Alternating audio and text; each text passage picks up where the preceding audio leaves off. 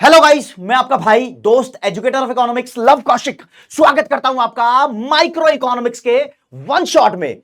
और दोस्तों, आज की क्लास में हम कर रहे हैं माइक्रो इकोनॉमिक्स का पहला पहला चैप्टर, जिसका नाम है इंट्रोडक्शन टू माइक्रो इकोनॉमिक्स। और मैं आपको यकीन दिलाता हूं, पूरी तसल्ली दिलाता हूं कि जब तुम इस क्लास को पूरा देख लोगे तो इस चैप्टर से कोई भी टॉपिक आपका बचेगा नहीं, छूटेगा नहीं। पूरी प्रॉपर डिटेल्ड नॉलेज के साथ इसको मैं कराऊंगा। ये वन शॉट एकदम गन शॉट की तरह होने वाला है। कम समय में आपको ज्यादा आउटपुट मिलने वाला है और इसके अंदर सारे क्वेश्चन आंसर, एमसीक्यू, कॉन्सेप्ट, हर एक चीज क्रैक होगी। अब मैं आपको एक तसल्ली देता हूं, बहुत सारे बच्चे हैं पूरे भारत के अंदर जो माइक्रो इकोनॉमिक्स एनसीईआरटी के अलावा दूसरी रेफरेंस बुक से पढ़ रहे हैं। तो अगर आप पढ़ रहे हो टीआर जैन, वीके होरी की बुक से, तो उसके अंदर मैं दो चैप्टर्स, स्टार्टिंग के दो चैप्टर हैं, दोनों को कवर अप करा रहा हूं इस फर्स्ट चैप्टर में, जो कि इकोनॉमी वाला चैप्टर है, और फिर इंट्रोडक्शन टू माइक्रो इकोनॉमिक्स वाला चैप्टर है। जो बच्चा संदीप गर्ग और एनसीईआरटी से पढ़ रहा है उसके लिए पहला ही चैप्टर है और ये पूरा वन शॉट क्रैक हो रहा है। एनसीईआरटी की पहली पूरी प्रॉपर यूनिट कवर अप हो रही है। कोई भी बुक तुम्हें रेफर कराई हो, डजंट मैटर, आप यहां पढ़ोगे, सारे कॉन्सेप्ट बढ़िया तरीके से क्रैक करेंगे। दोस्तों, यहां पर एक फ्लो बनेगा और मैं आपको बताऊंगा दोस्तों उस फ्लो के अंदर अंदर कैसे टॉपिक्स आपस में कनेक्ट होते हैं। चाहे आपका वो टॉपिक हो इकोनॉमिक्स क्या होता है, अपॉर्चुनिटी कॉस्ट क्या होती है, स्केर्सिटी क्या होती है, सेंट्रल प्रॉब्लम क्या होती है, माइक्रो और मैक्रो इकोनॉमिक्स, नॉर्मेटिव और पॉजिटिव, और साथ साथ में हम देखेंगे प्रोडक्शन पॉसिबिलिटी फ्रंटियर। हर एक सारे के सारे कॉन्सेप्ट बढ़िया तरीके से करने वाले हैं। जो बातें बीच में छूट गई हैं वो कवर अप कर लेंगे क्लास के अंदर। तो the name of the chapter is the introduction to microeconomics. तो स्टार्ट कर रहे हैं इसको मेरे दोस्त एक छोटे से कॉन्सेप्ट से। मैं ना एक लड़ी लगाऊंगा कॉन्सेप्ट की। लड़ी का मतलब होता है सीक्वेंस लगाऊंगा और उस सीक्वेंस से आपको सारे टॉपिक क्रैक कराऊंगा। हो सकता है कि आपकी किताब में कोई टॉपिक पहले दिया हो, कोई टॉपिक बाद में दिया हो, लेकिन this is the right sequence जिस सीक्वेंस में आपको टॉपिक समझ में आते हैं। तो पहला पहला टॉपिक है स्केयरसिटी। इसको स्केयरसिटी बोलो या स्कारसिटी बोलो, इंग्लिश में इसका प्रॉपर मतलब होता है किसी चीज की कमी, शॉर्टेज। जब भी इंसान कुछ कमी फील करता है तो उसको इंग्लिश में शॉर्टेज बोल देते हैं या फिर लैक ऑफ समथिंग। लेकिन इकोनॉमिक्स में इसको प्रॉपर तरीके से डिफाइन करेंगे। जब हमें लगता है कि हमारे पास रिसोर्सेस कम हैं, ज्यादा होने चाहिए थे, तो हम बोलते हैं हमारे पास रिसोर्सेस की स्केर्सिटी है। अब रिसोर्स का सही मतलब समझना। रिसोर्स का मतलब हर एक चीज वो जो तुम्हारी है, चाहे तुम्हारा पैसा, property, bike, scooty, mobile phone या तुम्हारा टाइम, हर एक चीज रिसोर्स में काउंट होती है। अगर किसी को लगता है कि मेरे पास पैसों की कमी है तो ये मनी की स्केर्सिटी है। तुमने देखा होगा काफी सारे इलाके ऐसे हैं जहां पर पीने के पानी की कमी लगती है, तो यहां पर वाटर की स्केर्सिटी है। और दोस्तों, कोरोना के टाइम पे हमने देखा था, कोविड टाइम आया था, तब ऑक्सीजन की स्केर्सिटी भी बहुत हो गई थी। अंतरिक्ष में जाओगे और देखोगे तो वहां पर भी ऑक्सीजन की स्केर्सिटी मिलती है। काफी लोगों के अंदर ब्लड की स्केर्सिटी होती है। तो आपको पता लग चुका है स्केर्सिटी क्या होता है। तो in the simple words, scarcity वो सिचुएशन है जब हमें चीजें ज्यादा चाहिए होती है। रिसोर्स हमें ज्यादा चाहिए, रिसोर्स की डिमांड ज्यादा है, लेकिन रिसोर्स अवेलेबल कम है। मेरे को 10,000 रुपए चाहिए, लेकिन पापा ने मेरे को कम पैसे दिए हैं, 6,000 रुपए दिए हैं, तो मेरे पास 4,000 रुपए की कमी हो जाएगी, स्केर्सिटी हो जाएगी। तो चलो डेफिनेशन को क्रैक करते हैं बड़े आसान शब्दों में। Scarcity refers to a situation where demand for resources, for example मुझे चाहिए 10,000, इट इज मोर, 10,000 ज्यादा है, देन देयर सप्लाई, पापा ने मुझे सप्लाई किए 6,000। सप्लाई को तुम अवेलेबिलिटी बोल सकते हो, कोई भी लैंग्वेज यूज कर लो आप, कोई फर्क नहीं पड़ रहा, वर्ड थोड़े ऊपर नीचे हो जाए कोई फर्क नहीं पड़ रहा। Even at a zero price level, ये लाइन बड़ी इंपॉर्टेंट है जो इस डेफिनेशन को पूरा जस्टिफाई करती है। जिन चीजों का जीरो प्राइस लेवल होता है, यानी जो चीजें फ्री में अवेलेबल होती हैं, उनकी भी स्केर्सिटी होती है। इवन का मतलब भी। ऑक्सीजन तो फ्री में अवेलेबल है, पानी फ्री में अवेलेबल है, वो भी कहीं कहीं कम मिलता है, उसकी भी स्केर्सिटी होती है। तो डेफिनेशन पूरी प्रॉपर जस्टिफाइड। अब बताऊंगा इकोनॉमिक्स का सही मतलब एक कहानी से, ताकि तुम्हारे दिमाग में बैठ जाए और तुम अच्छे से उसको याद भी कर लो। चलो जी, बात करते हैं। एक सिचुएशन अज्यूम करो दोस्तों, मान के चलो कि तुम्हारा बर्थडे है, बढ़िया तरीके से तुम अपना बर्थडे सेलिब्रेट करना चाहते हो, यार दोस्त सबको बुलाना चाहते हो, रिलेटिव्स को बुलाना चाहते हो, और उसके अंदर एक बढ़िया बुम्बास्टिक पार्टी करना चाहते हो। तो तुमने बोला भाई जन्मदिन आ गया, नाचेंगे गाएंगे घूमेंगे फिरेंगे ऐश करेंगे, और क्या पूरी बल्ले बल्ले करना चाहते हो। और डिसाइड भी कर चुके हो भाई साहब, इस बर्थडे पार्टी के अंदर मेरे को पैसे चाहिए 50,000 रुपए। तुमने देखा तुम्हारी डिमांड है 50,000 रुपए। अब तुम गए पापा के पास, पापा पापा मेरा बर्थडे है, मैं नाचूंगा। अरे सबको बुला लिया मैंने तो अपनी फ्रेंड को भी बुला लिया, 50,000 रुपए दे दो, पापा ने दिखाया डंडा और बोला 50,000 रुपए चाहिए तेरे को, हैं? चुपचाप से पापा ने आपको 1,000 रुपए दे दिए, आपके पास कमी हो गई 49,000 की। बताओ दिल दुखी होगा नहीं होगा? होगा दिल दुखी और दिमाग घूम जाएगा। जब भी किसी चीज की कमी होती है दिमाग घूम जाता है। और दोस्तों जो ये कमी है, इस कमी को तो बोलेंगे स्कार्सिटी। अब इस स्कार्सिटी की वजह से you have to make choices. अब आप सोचोगे सिर्फ मेरे पास 1,000 रुपए हैं, पापा ने तो 1,000 ही दिए ना, अब इस 1,000 रुपए में मैं क्या कर सकता हूं? 1,000 रुपए में आप अपनी सिर्फ महिला मित्र को बुला के उसको जूस पिला सकते हो, छोले भटूरे खिला सकते हो और एक बढ़िया जगह कॉफी पिला सकते हो, इतना ही कर सकते हो। तो आपने दिमाग बदल दिया, जज्बात बदल दिए, हालात बदल दिए। जो यहां सोचा था वो नहीं करोगे, अब सिचुएशन बदल दोगे। तो ये सिचुएशन का बदलना चॉइस मेकिंग कहलाता है और इस चॉइस मेकिंग को ही बोलते हैं इकोनॉमिक्स। थोड़ा रियल बनो, प्रैक्टिकल आओ और अच्छे समझते हैं इकोनॉमिक्स का मतलब क्या होता है। हमारे देश की सरकार के साथ भी ऐसा ही होता है।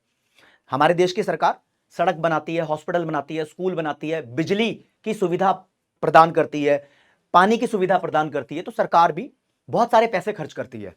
अब मान लो हमारे देश की गवर्नमेंट ने सोचा कि लोगों से टैक्स लेंगे और हम अज्यूम करते हैं कि लोग 1,000 करोड़ रुपया टैक्स के तौर पे सरकार को जमा करा देंगे। तो सरकार ने प्लान बना लिया, पब्लिक से 1,000 करोड़ रुपया मिलने वाला है, income tax, house tax, property tax, profit tax सारे मिला के। तो सरकार इस पैसे को खर्च करेगी, सड़क बनाएगी, स्कूल बनाएगी, हॉस्पिटल बनाएगी। लेकिन लोगों ने दे दिया धोखा, उन्होंने भैया टैक्स बचा लिया, बढ़िया वाले सीए के पास चले गए, तो पब्लिक से मिला सरकार को 600 करोड़ का टैक्स। तो सरकार के पास 400 करोड़ की स्केर्सिटी हो गई। सरकार भी अपने जज्बात बदल देगी, हालात बदल देगी। नाउ गवर्नमेंट को लगता था इतना आएगा, मिला इतना है, इतने की शॉर्टेज हो गई, तो सरकार अब हो सकता है कि कोई सड़क कम बनाए, बिजली में प्रॉब्लम आ जाए, पानी में प्रॉब्लम आ जाए, देश की सुविधाओं में प्रॉब्लम आ जाए।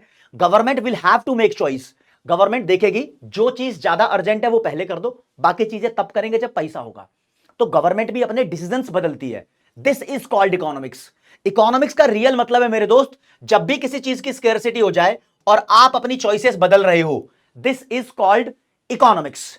रियल लाइफ मीनिंग यही है आज के टाइम में इकोनॉमिक्स का। बहुत कम शब्दों में बढ़िया लेवल की जेन्युइन डेफिनेशन ये लिख दोगे, what is the meaning of economics आपसे पूछा जाएगा, कोई माइका लाल गलत नहीं कर सकता, चैलेंज कर रहा हूं।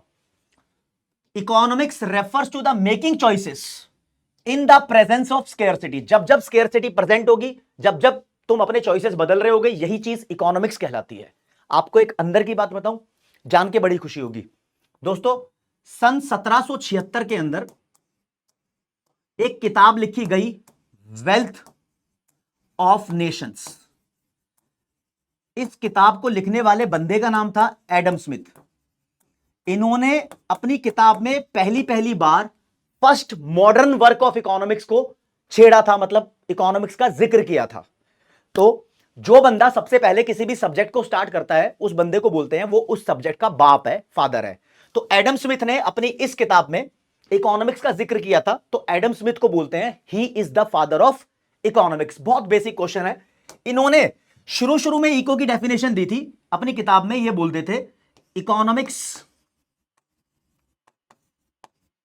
Is the study of wealth of Nations.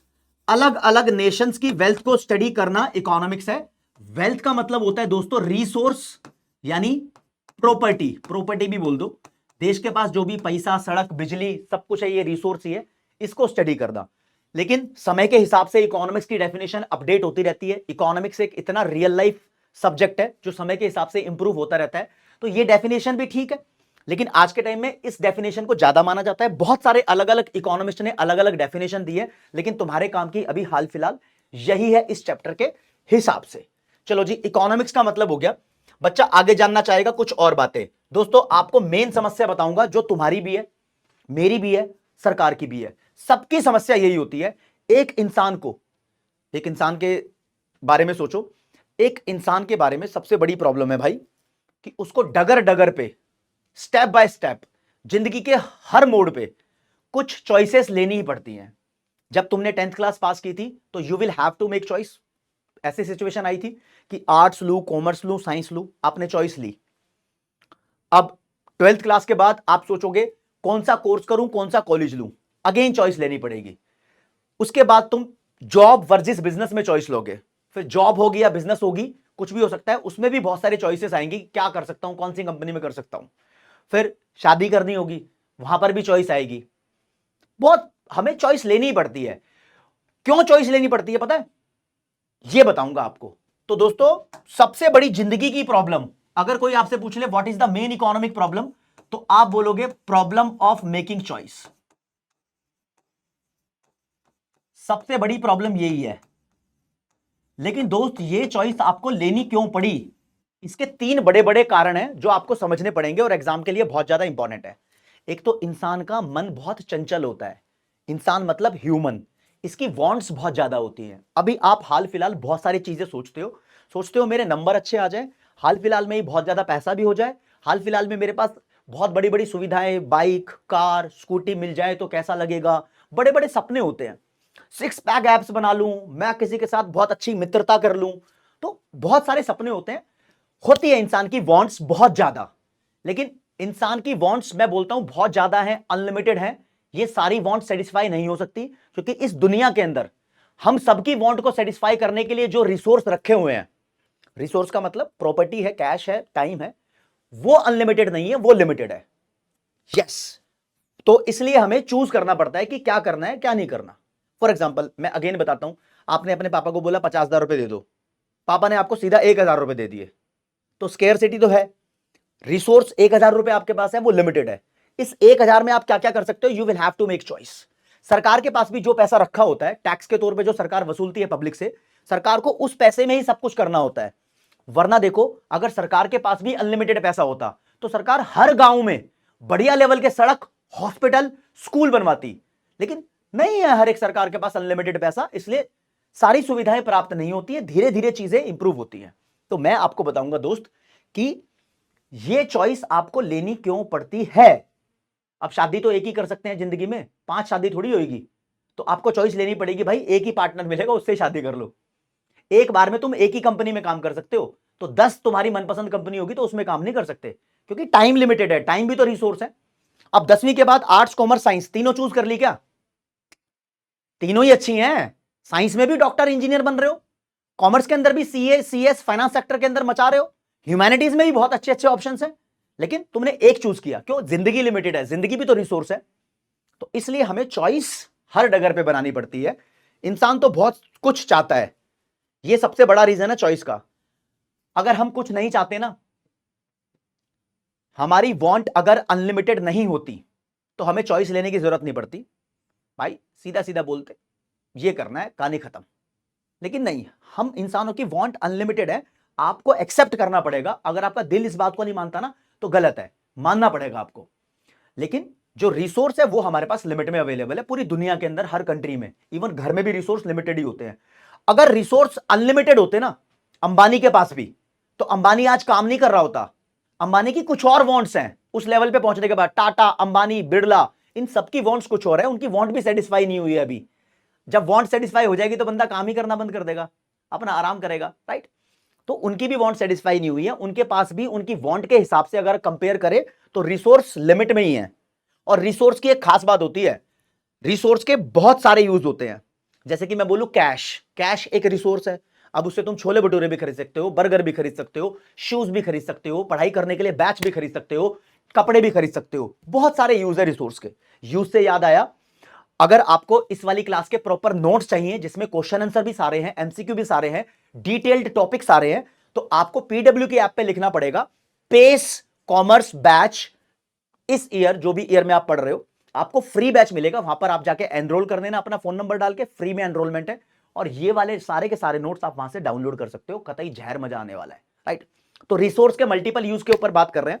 जैसे कि दूध है, दूध के मल्टीपल यूज है। दूध से लस्सी बन जाएगी, छाछ बन जाएगी, सब्जी में यूज होता है, चाय है, कॉफी है, सीधा पी सकते हो, शेक बन सकता है, बहुत कुछ दूध से बन सकता है। लेकिन बताओ, तुम्हारे घर में सब कुछ बनता है क्या दूध से? चाय बनती होगी, दही बनती होगी, लस्सी बनती होगी, शाही पनीर की ग्रेवी में दूध को यूज कर लेते होंगे, चीज बनता है क्या, पनीर बनता है क्या? सारी चीजें नहीं बनती होगी, है ना? क्योंकि दूध तुम्हारे घर में भी अनलिमिटेड नहीं है। मंगाते हैं ना mummy papa 2 litre, 3 litre, 5 litre, जो भी मंगाते होंगे, क्योंकि दूध को खरीदने के रिसोर्स है वो भी लिमिटेड है। आप दूध से नहाते हो क्या? नहीं, हर चीज लिमिटेड होती है, घर में भी, फैमिली में भी, इकोनॉमी के अंदर भी, और पूरी दुनिया में अनलिमिटेड कुछ भी नहीं है। तो मैं आपको यह बताना चाहता हूं दोस्त, बड़ी सी बात कहना चाहूंगा, पेपर के अंदर आ सकती है, सीधी सीधी ध्यान से सुननी है आपको। देखो जी, इस इकोनॉमिक प्रॉब्लम के, कौन सी economic problem, making choice economic problem के 3 बड़े रीजन है। There are 3 main causes. तो ये कॉजेस, पहला है इंसान की वांट्स का ज्यादा होना, तो अनलिमिटेड ह्यूमन वांट्स। इंसान की एक वांट होती तो चॉइस लेनी ही नहीं पड़ती। आगे, रिसोर्स का लिमिटेड होना, लिमिटेड रिसोर्सेस या लिमिटेड इकोनॉमिक रिसोर्स, कुछ भी लिख दो। रिसोर्स भी अनलिमिटेड होते ना तो भी चॉइस लेनी नहीं पड़ती। अगर मेरी जिंदगी अनलिमिटेड होती, जवानी बरकरार रहती, तो पहले कॉमर्स करता, फिर साइंस करता, फिर आर्ट्स करता, एक बार सीए बनता, फिर डॉक्टर भी बन के देखता, वकील भी बन के देखता, इंजीनियर भी बन के देखता, अपने हिसाब से सब कुछ कर रहा होता। लेकिन लाइफ लिमिटेड है, will have to make choice, right. और रिसोर्सेज के होते हैं ऑल्टरनेटिव यूज। ऑल्टरनेटिव वर्ड मुश्किल है, इसका मतलब होता है मैनी। मैनी का मतलब मल्टीपल। ऑप्शनल यूज है आपके पास रिसोर्स के। दूध जो है, मिल्क जो है, आपको बहुत सारे ऑप्शन देता है, मेरे से चाय बना लो, लस्सी बना लो, दही बना लो, छाछ बना लो, वट, लेकिन सब कुछ नहीं कर पाते। जिंदगी हमें बहुत सारे यूज देती है। आपकी जिंदगी है, आपका रिसोर्स है, आपको बोल रही है आप जिंदगी में कुछ भी कर सकते हो, लेकिन तुम सब कुछ थोड़ी करोगे, राइट।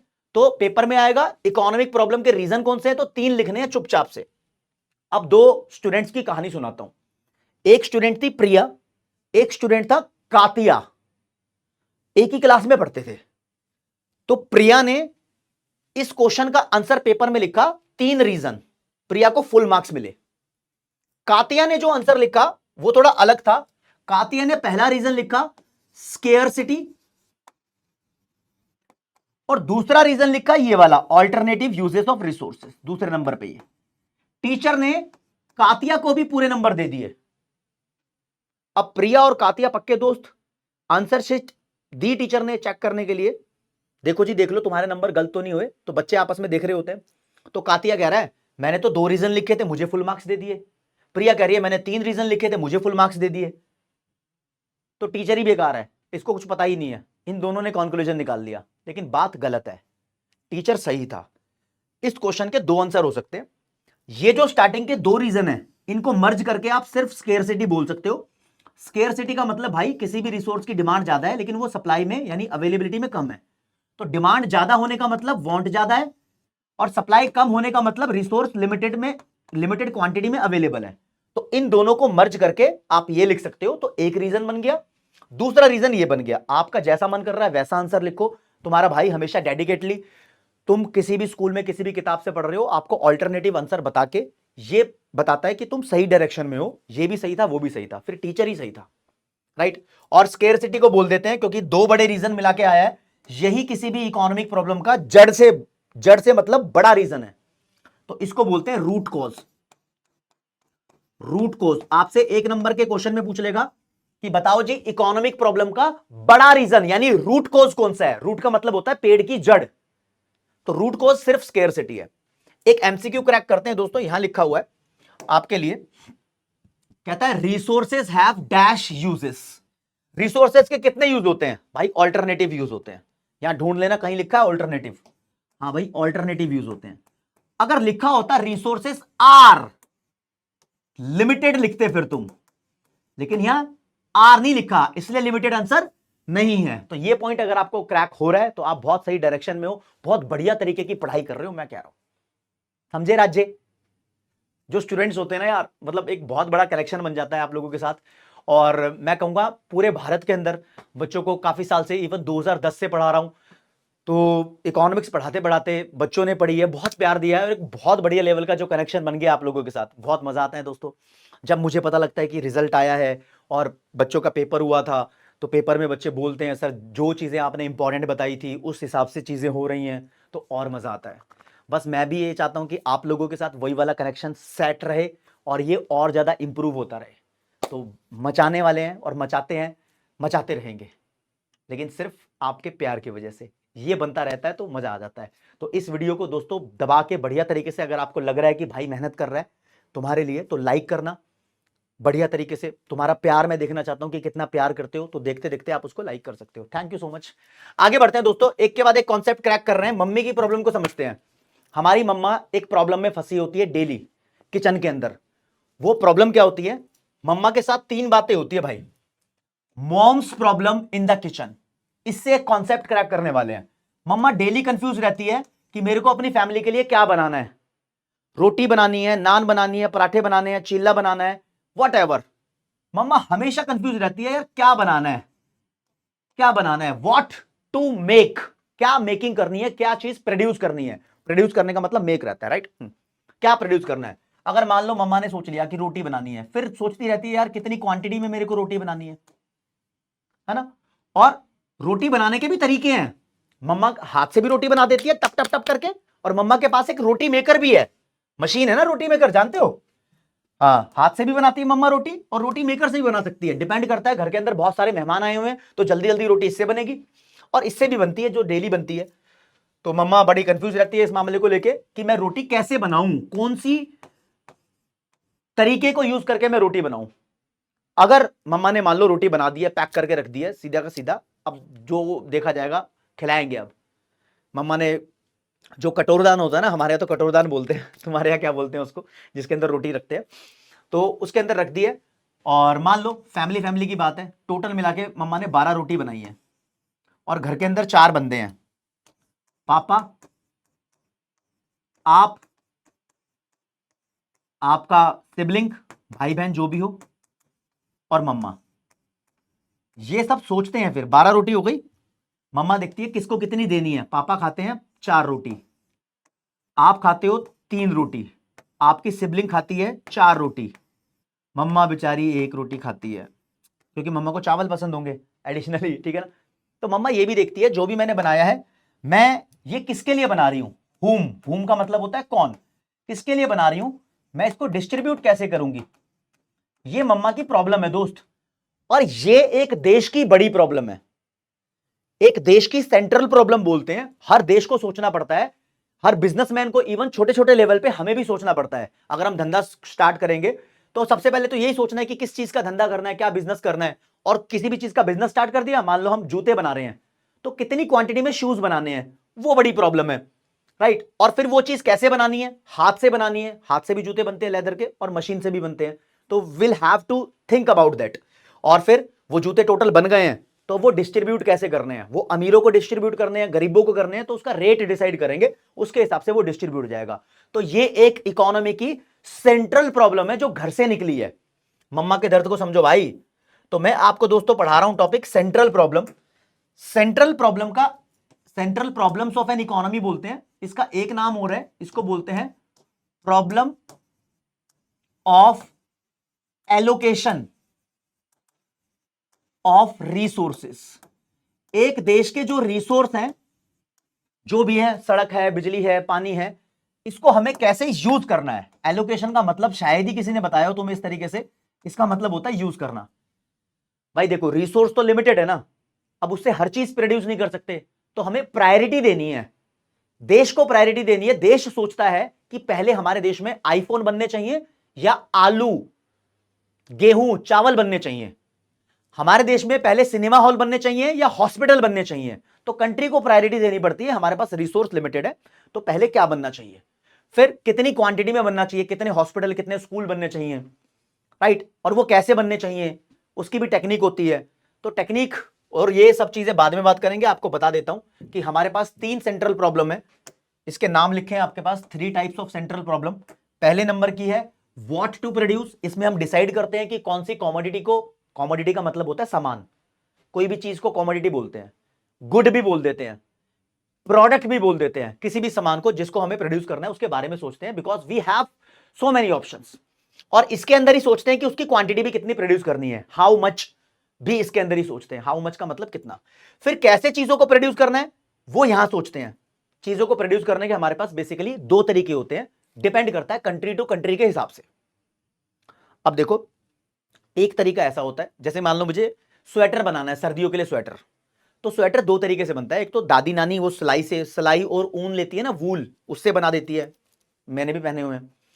तो वो होता है ऐसा जिसके अंदर हमने मेहनत ज्यादा की है और मशीन का यूज कम हुआ है। जो सलाई है ना, सलाई वो मशीन होती है, एक तरीके से टूल्स हैं। और एक तरीका ऐसा होता है कि हम स्वेटर्स को, जैकेट को मशीन में बना ले। अब मशीन चलाने के लिए भी इंसान चाहिए होता है, तो जब हमने मशीन से बनाया तो कहते हैं यहां पर मशीन का यूज ज्यादा था, लेबर का यूज कम था। तो वी हैव टू ऑप्शंस, एक ऑप्शन जहां पर लेबर का यूज ज्यादा और मशीन का यूज कम, और एक ऑप्शन ऐसा जिसमें मशीन का यूज ज्यादा और लेबर का यूज कम। जहां पर मशीन का यूज ज्यादा होता है ऐसी टेक्निक को बोलते हैं कैपिटल इंटेंसिव टेक्निक, मशीन को कैपिटल भी बोल सकते हो। जहां पर लेबर का यूज ज्यादा होता है उसे बोलते हैं लेबर इंटेंसिव टेक्निक। अब अमेरिका के अंदर ज्यादातर चीजें मशीन से बनाई जाती है, मतलब जो भी चीजें बनाई जाती हैं उनमें मशीन का रोल ज्यादा होता है, लेबर का रोल कम होता है। जापान में भी ऐसा ही होता है। इंडिया के अंदर पॉपुलेशन बहुत ज्यादा है, तो सरकार को देखना पड़ता है लोगों की नौकरी भी बनी रहनी चाहिए। तो इंडिया के अंदर ज्यादातर काम ऐसे होते हैं जिसके अंदर लेबर का रोल ज्यादा होता है, मशीन का रोल कम होता है। ठीक है, चलो जी फिर बात करते हैं हमने जो सामान बनाया है वो किसके लिए है, हुम, अमीर के लिए, गरीब के लिए। तो वो तो जैसे कि फोन बनाया हो, अब सस्ता फोन बनाया हो तो गरीब के लिए है, महंगा फोन बनाया हो तो अमीर के लिए है। तो एक एक चीज करके डिटेल के अंदर इसको क्रैक करते हैं, आपको मजा आना चाहिए। तो मैंने पहली प्रॉब्लम आपसे डिस्कस करनी है, व्हाट टू प्रोड्यूस, मतलब क्या क्या बनाए, हॉस्पिटल बनाए, स्कूल बनाए, गार्डन बनाए, तो उसकी डिटेल्ड एक्सप्लेनेशन है। 3 नंबर का आएगा, तो ये लिख देना पेपर में। एक प्रॉब्लम कोई भी 3 नंबर की आ सकती है, बोल देगा कि व्हाट टू प्रोड्यूस को एक्सप्लेन करो, तो आपको सिर्फ प्रॉब्लम एक्सप्लेन करनी है, अभी इसका सॉल्यूशन नहीं, पहले समस्या को डिटेल में पढ़ो, राइट। तो क्या लिखी है लाइन है, जरा क्रैक करते हैं, और येलो कलर को यहां सेलेक्ट कर लेते हैं मेरे दोस्त। तो सबसे पहले व्हाट टू प्रोड्यूस की डेफिनेशन है, लिखा है it refers to the problem of making choice of the good to be produced in an economy. एक इकोनॉमी यानी एक देश के अंदर कौन सी गुड प्रोड्यूस करनी है उसकी चॉइस की प्रॉब्लम है। ध्यान रखना दोस्त, ये तीनों की तीनों प्रॉब्लम चॉइस की ही है, सब कुछ चॉइस से आया है। यहां चूज कर रहे हो कौन सा सामान, यहां चूज कर रहे हो कौन सी टेक्नोलॉजी, यहां चूज कर रहे हो कि अमीर के लिए बनाया सामान या गरीब के लिए बनाया सामान, राइट। चूज चूज चूज चल रहा है, तो तीनों की डेफिनेशन में चूज आएगा। आप जानते हो लाखों चीजें इंडिया में प्रोड्यूस करने के लिए, तो there are millions of goods to be produced in an economy. जैसे कि अपनी मर्जी से कुछ भी एग्जांपल दे दो, मैंने दिए हो यहां पर, जरूरी नहीं है तुम्हें यही लिखने हैं। जैसे कि कुछ कैपिटल गुड्स होती हैं, कैपिटल गुड्स का मतलब मशीन, जैसे कि सिंपल मशीन लिख दिया, ट्रैक्टर लिख दिया, कंप्यूटर लिख दिया, ये भी मशीन है। या कुछ कंज्यूमर गुड्स होती हैं, कंज्यूमर गुड्स वो होती हैं जो कंज्यूमर सीधा दुकान पे डेली खरीदता रहता है, जैसे कि टूथपेस्ट खरीदता है, चीनी खरीदता है, तेल खरीदता है, घी खरीदता है, राइट। कुछ होती है वॉर टाइम गुड्स जो पाकि चोरों को पेलने के काम आती है, जैसे कि gun, bomb, tanker, defence system, है ना, वॉर के लिए जो यूज हो। तो देश को सोचना पड़ता है कि हमें अपने रिसोर्स किस चीज को प्रोड्यूस करने में लगवाने चाहिए। एक बार सेलेक्ट कर लेते हैं कि कौन सी गुड्स प्रोड्यूस करनी है, तो नेक्स्ट समस्या सामने खड़ी है कि उसकी क्वांटिटी कितनी प्रोड्यूस करें। जैसे मम्मा सोच रही थी रोटी बनानी है तो कितनी, तो once the selection about the goods to be produce is made, अगर सिलेक्शन ले लिया, then next problem arise of how much to be produced, कितनी क्वांटिटी हम प्रोड्यूस करें, उसकी प्रॉब्लम आ जाती है। इससे रिलेटेड एक गाइड करना चाहूंगा इस प्रॉब्लम के समाधान पे। कंट्री टू कंट्री अपने हिसाब से डिसाइड करती है, जिस कंट्री में जिस चीज की नीड होती है वो उसको प्रोड्यूस करने के लिए प्रेफरेंस देती है। This is called guiding principal. इस प्रॉब्लम के ऊपर कमेंट करना कि इसको सॉल्व कैसे किया जाता है, तो ये गाइडिंग प्रिंसिपल था इसका। आओ जी आओ, नेक्स्ट प्रॉब्लम है हमारे पास, how to produce. How to produce मेरे दोस्त, ठीक है, देख रहे हो, हाउ टू प्रोड्यूस की प्रॉब्लम है। टेक्सटाइल का मतलब होता है कपड़ा, क्लोथ। जैसे कि कपड़े को यार मशीन से भी प्रोड्यूस कर सकते हो, ये मशीन है, और कपड़े को तुम हाथ से भी प्रोड्यूस कर सकते हो, यहां हाथ से प्रोड्यूस हो रहा है। जैसे गांधी जी चरखा चलाते थे, चरखा चला के धागा निकालते थे, है ना, वो हाथ से प्रोड्यूस होता था। यहां पर मशीन का रोल कम है, यहां मशीन का रोल ज्यादा है। जहां मशीन का रोल ज्यादा होता है यानी कैपिटल का रोल ज्यादा, लेबर का रोल कम, जिसकी तरफ दोनों मुंह खुले हैं ना वो ज्यादा। यहां पर लेबर ज्यादा यानी मेहनत ज्यादा और मशीन का यूज कम। अब ज्यादा को बोलते हैं इंग्लिश में मोर या इंटेंसिव। इंटेंसिव का मतलब भी ज्यादा होता है। तो कहते हैं मम्मा के पास भी 2 ऑप्शन थे रोटी बनाने के, एक हाथ से रोटी बना ले तो उसको बोलते थे लेबर इंटेंसिव टेक्नोलॉजी है, मतलब लेबर का ज्यादा यूज हो रहा है। और मम्मा अगर रोटी मेकर से बनाती चीज तो उसे बोलते हैं कि ये कैपिटल इंटेंसिव टेक्नोलॉजी है। कैपिटल इंटेंसिव का मतलब कैपिटल का यूज ज्यादा हो रहा है मेरे दोस्त। जैसे कि मैं कॉटन की बात करूं, अब कॉटन मिल्स शायद आपने ना देखी हो, देखो जी, यह हाथ से काम हो रहा है, धागा निकाला जा रहा है, कपड़ा बनाया जा रहा है, राइट। यहां भी हाथ से काम हो रहा है। बहुत सारे गांवों पे डिपेंड करता है कि कहां पर कैसा काम होता है। कश्मीर की पश्मीना शॉल भी बहुत फेमस है, वो हाथ से भी बनती है, मशीन से भी बनती है। अगर आप हाथ से बना रहे हो तो ये लेबर इंटेंसिव टेक्नोलॉजी है। अगर आप मशीन का यूज करके बना रहे हो, मशीन ऐसे लगी होती है, ये चरखड़ी है, पतंग उड़ाते हैं ना, चरखी होती है, वो धागा लिपटा हुआ है, धागा बन रहा है, यहां मशीनों से बन रहा है भाई, तो ये कैपिटल इंटेंसिव टेक्नोलॉजी है तो हमें चूज करना पड़ता है कि कौन सी टेक्नोलॉजी को यूज करना है। तो कंटेंट तुम्हारे सामने ये लिखा, प्योर देसी घी का जलजले वाला कंटेंट है, कोई कोई बंदा इस कंटेंट से कंपैरिजन नहीं कर सकता, ध्यान रखना। तो लिखा है हाउ टू प्रोड्यूस की एक्सप्लेनेशन में, it refers to the problem of choice related to the production technology. यहां पर प्रोडक्शन टेक्नोलॉजी की चॉइस लेते हैं, चॉइस यहां पर भी आ गया, सभी प्रॉब्लम में चॉइस है। तो there are two types of technology basically, एक का नाम है लेबर इंटेंसिव टेक्नोलॉजी, एक का नाम है कैपिटल इंटेंसिव टेक्नोलॉजी। इसको शॉर्ट में लेबर इंटेंसिव टेक्नोलॉजी ऐसे मत लिखना, कैपिटल इंटेंसिव टेक्नोलॉजी शॉर्ट में मत लिखना, बस आपको पता होना चाहिए इसमें लेबर का यूज ज्यादा, कैपिटल का कम, इसमें कैपिटल का यूज ज्यादा और लेबर का कम, राइट। तो लिखा है labour intensive technology refers to the problem और refers to the production technique where more labour and less capital is used. बस लेबर ज्यादा कैपिटल कम यूज होती है। अब टेक्निक की स्पेलिंग पे मत जाना, लास्ट में क्यू यू ई भी लगा सकते थे, ये भी लगा दो, टीचर इस पे फोकस नहीं करता, तुम्हारे कॉन्सेप्ट पे फोकस करता है। एक असली बात बताऊं, इकोनॉमिक्स का आंसर लिखते समय तुम्हारे इंग्लिश थोड़ी टेढ़ी मेढ़ी भी है तो उससे कोई फर्क नहीं पड़ता, आपका कंटेंट स्ट्रांग होना चाहिए, राइट। कैपिटल इंटेंसिव टेक्नोलॉजी क्या होती है? It refers to the production technique where more capital and less labour is used. यहां पर लेबर ज्यादा कैपिटल कम, यहां पर कैपिटल ज्यादा लेबर कम। किसी किसी किताब में कैपिटल को मशीन लिखा हुआ है, वो भी सही है, तुम जो मर्जी लिख दो, टीचर गलत नहीं करेगा। अब इस प्रॉब्लम के ऊपर गाइड करें, एक गाइडिंग प्रिंसिपल बनाए, मतलब सॉल्यूशन के बारे में कुछ बोलो। तो किसी भी कंट्री को कौन सी टेक्नोलॉजी यूज करनी चाहिए राज्य? भाई वो टेक्नोलॉजी यूज करनी चाहिए जो उस देश के लिए अच्छी है। जिस देश में लेबर ज्यादा है वहां पर लेबर इंटेंसिव टेक्नोलॉजी को ज्यादा यूज करो, जिस देश में कैपिटल मशीन ज्यादा है तो वहां पर कैपिटल इंटेंसिव टेक्नोलॉजी को ज्यादा यूज करो। This is the best. Okay, आगे चलते हैं भाई। फॉर हुम टू प्रोड्यूस, किसके लिए सामान बनाए? अमीर के लिए सामान बनाए जो पैसों में नहा रहा है, सारे के सारे आईफोन बना दे, मतलब महंगे वाले अल्ट्रा प्रो मैक्स, या गरीब के लिए सामान बनाए? विल हैव टू सी यार। चाय 10 रुपए की भी मिलती है और 5 स्टार होटल के अंदर चाय 700 रुपए की भी मिलती है, 800 की भी मिलती है, राइट। तो डिपेंड करता है कि हम कैटर किसको कर रहे हैं। आपके देश में अमीर लोग ज्यादा हैं तो ज्यादा महंगा सामान बनाओ, आपके देश में गरीब लोग ज्यादा हैं तो सस्ता सामान ज्यादा बनाओ, ये राइट आंसर है। अब आपको बताता हूं एक मेन चीज, महंगा और सस्ता सामान बनाने से फर्क क्या होगा।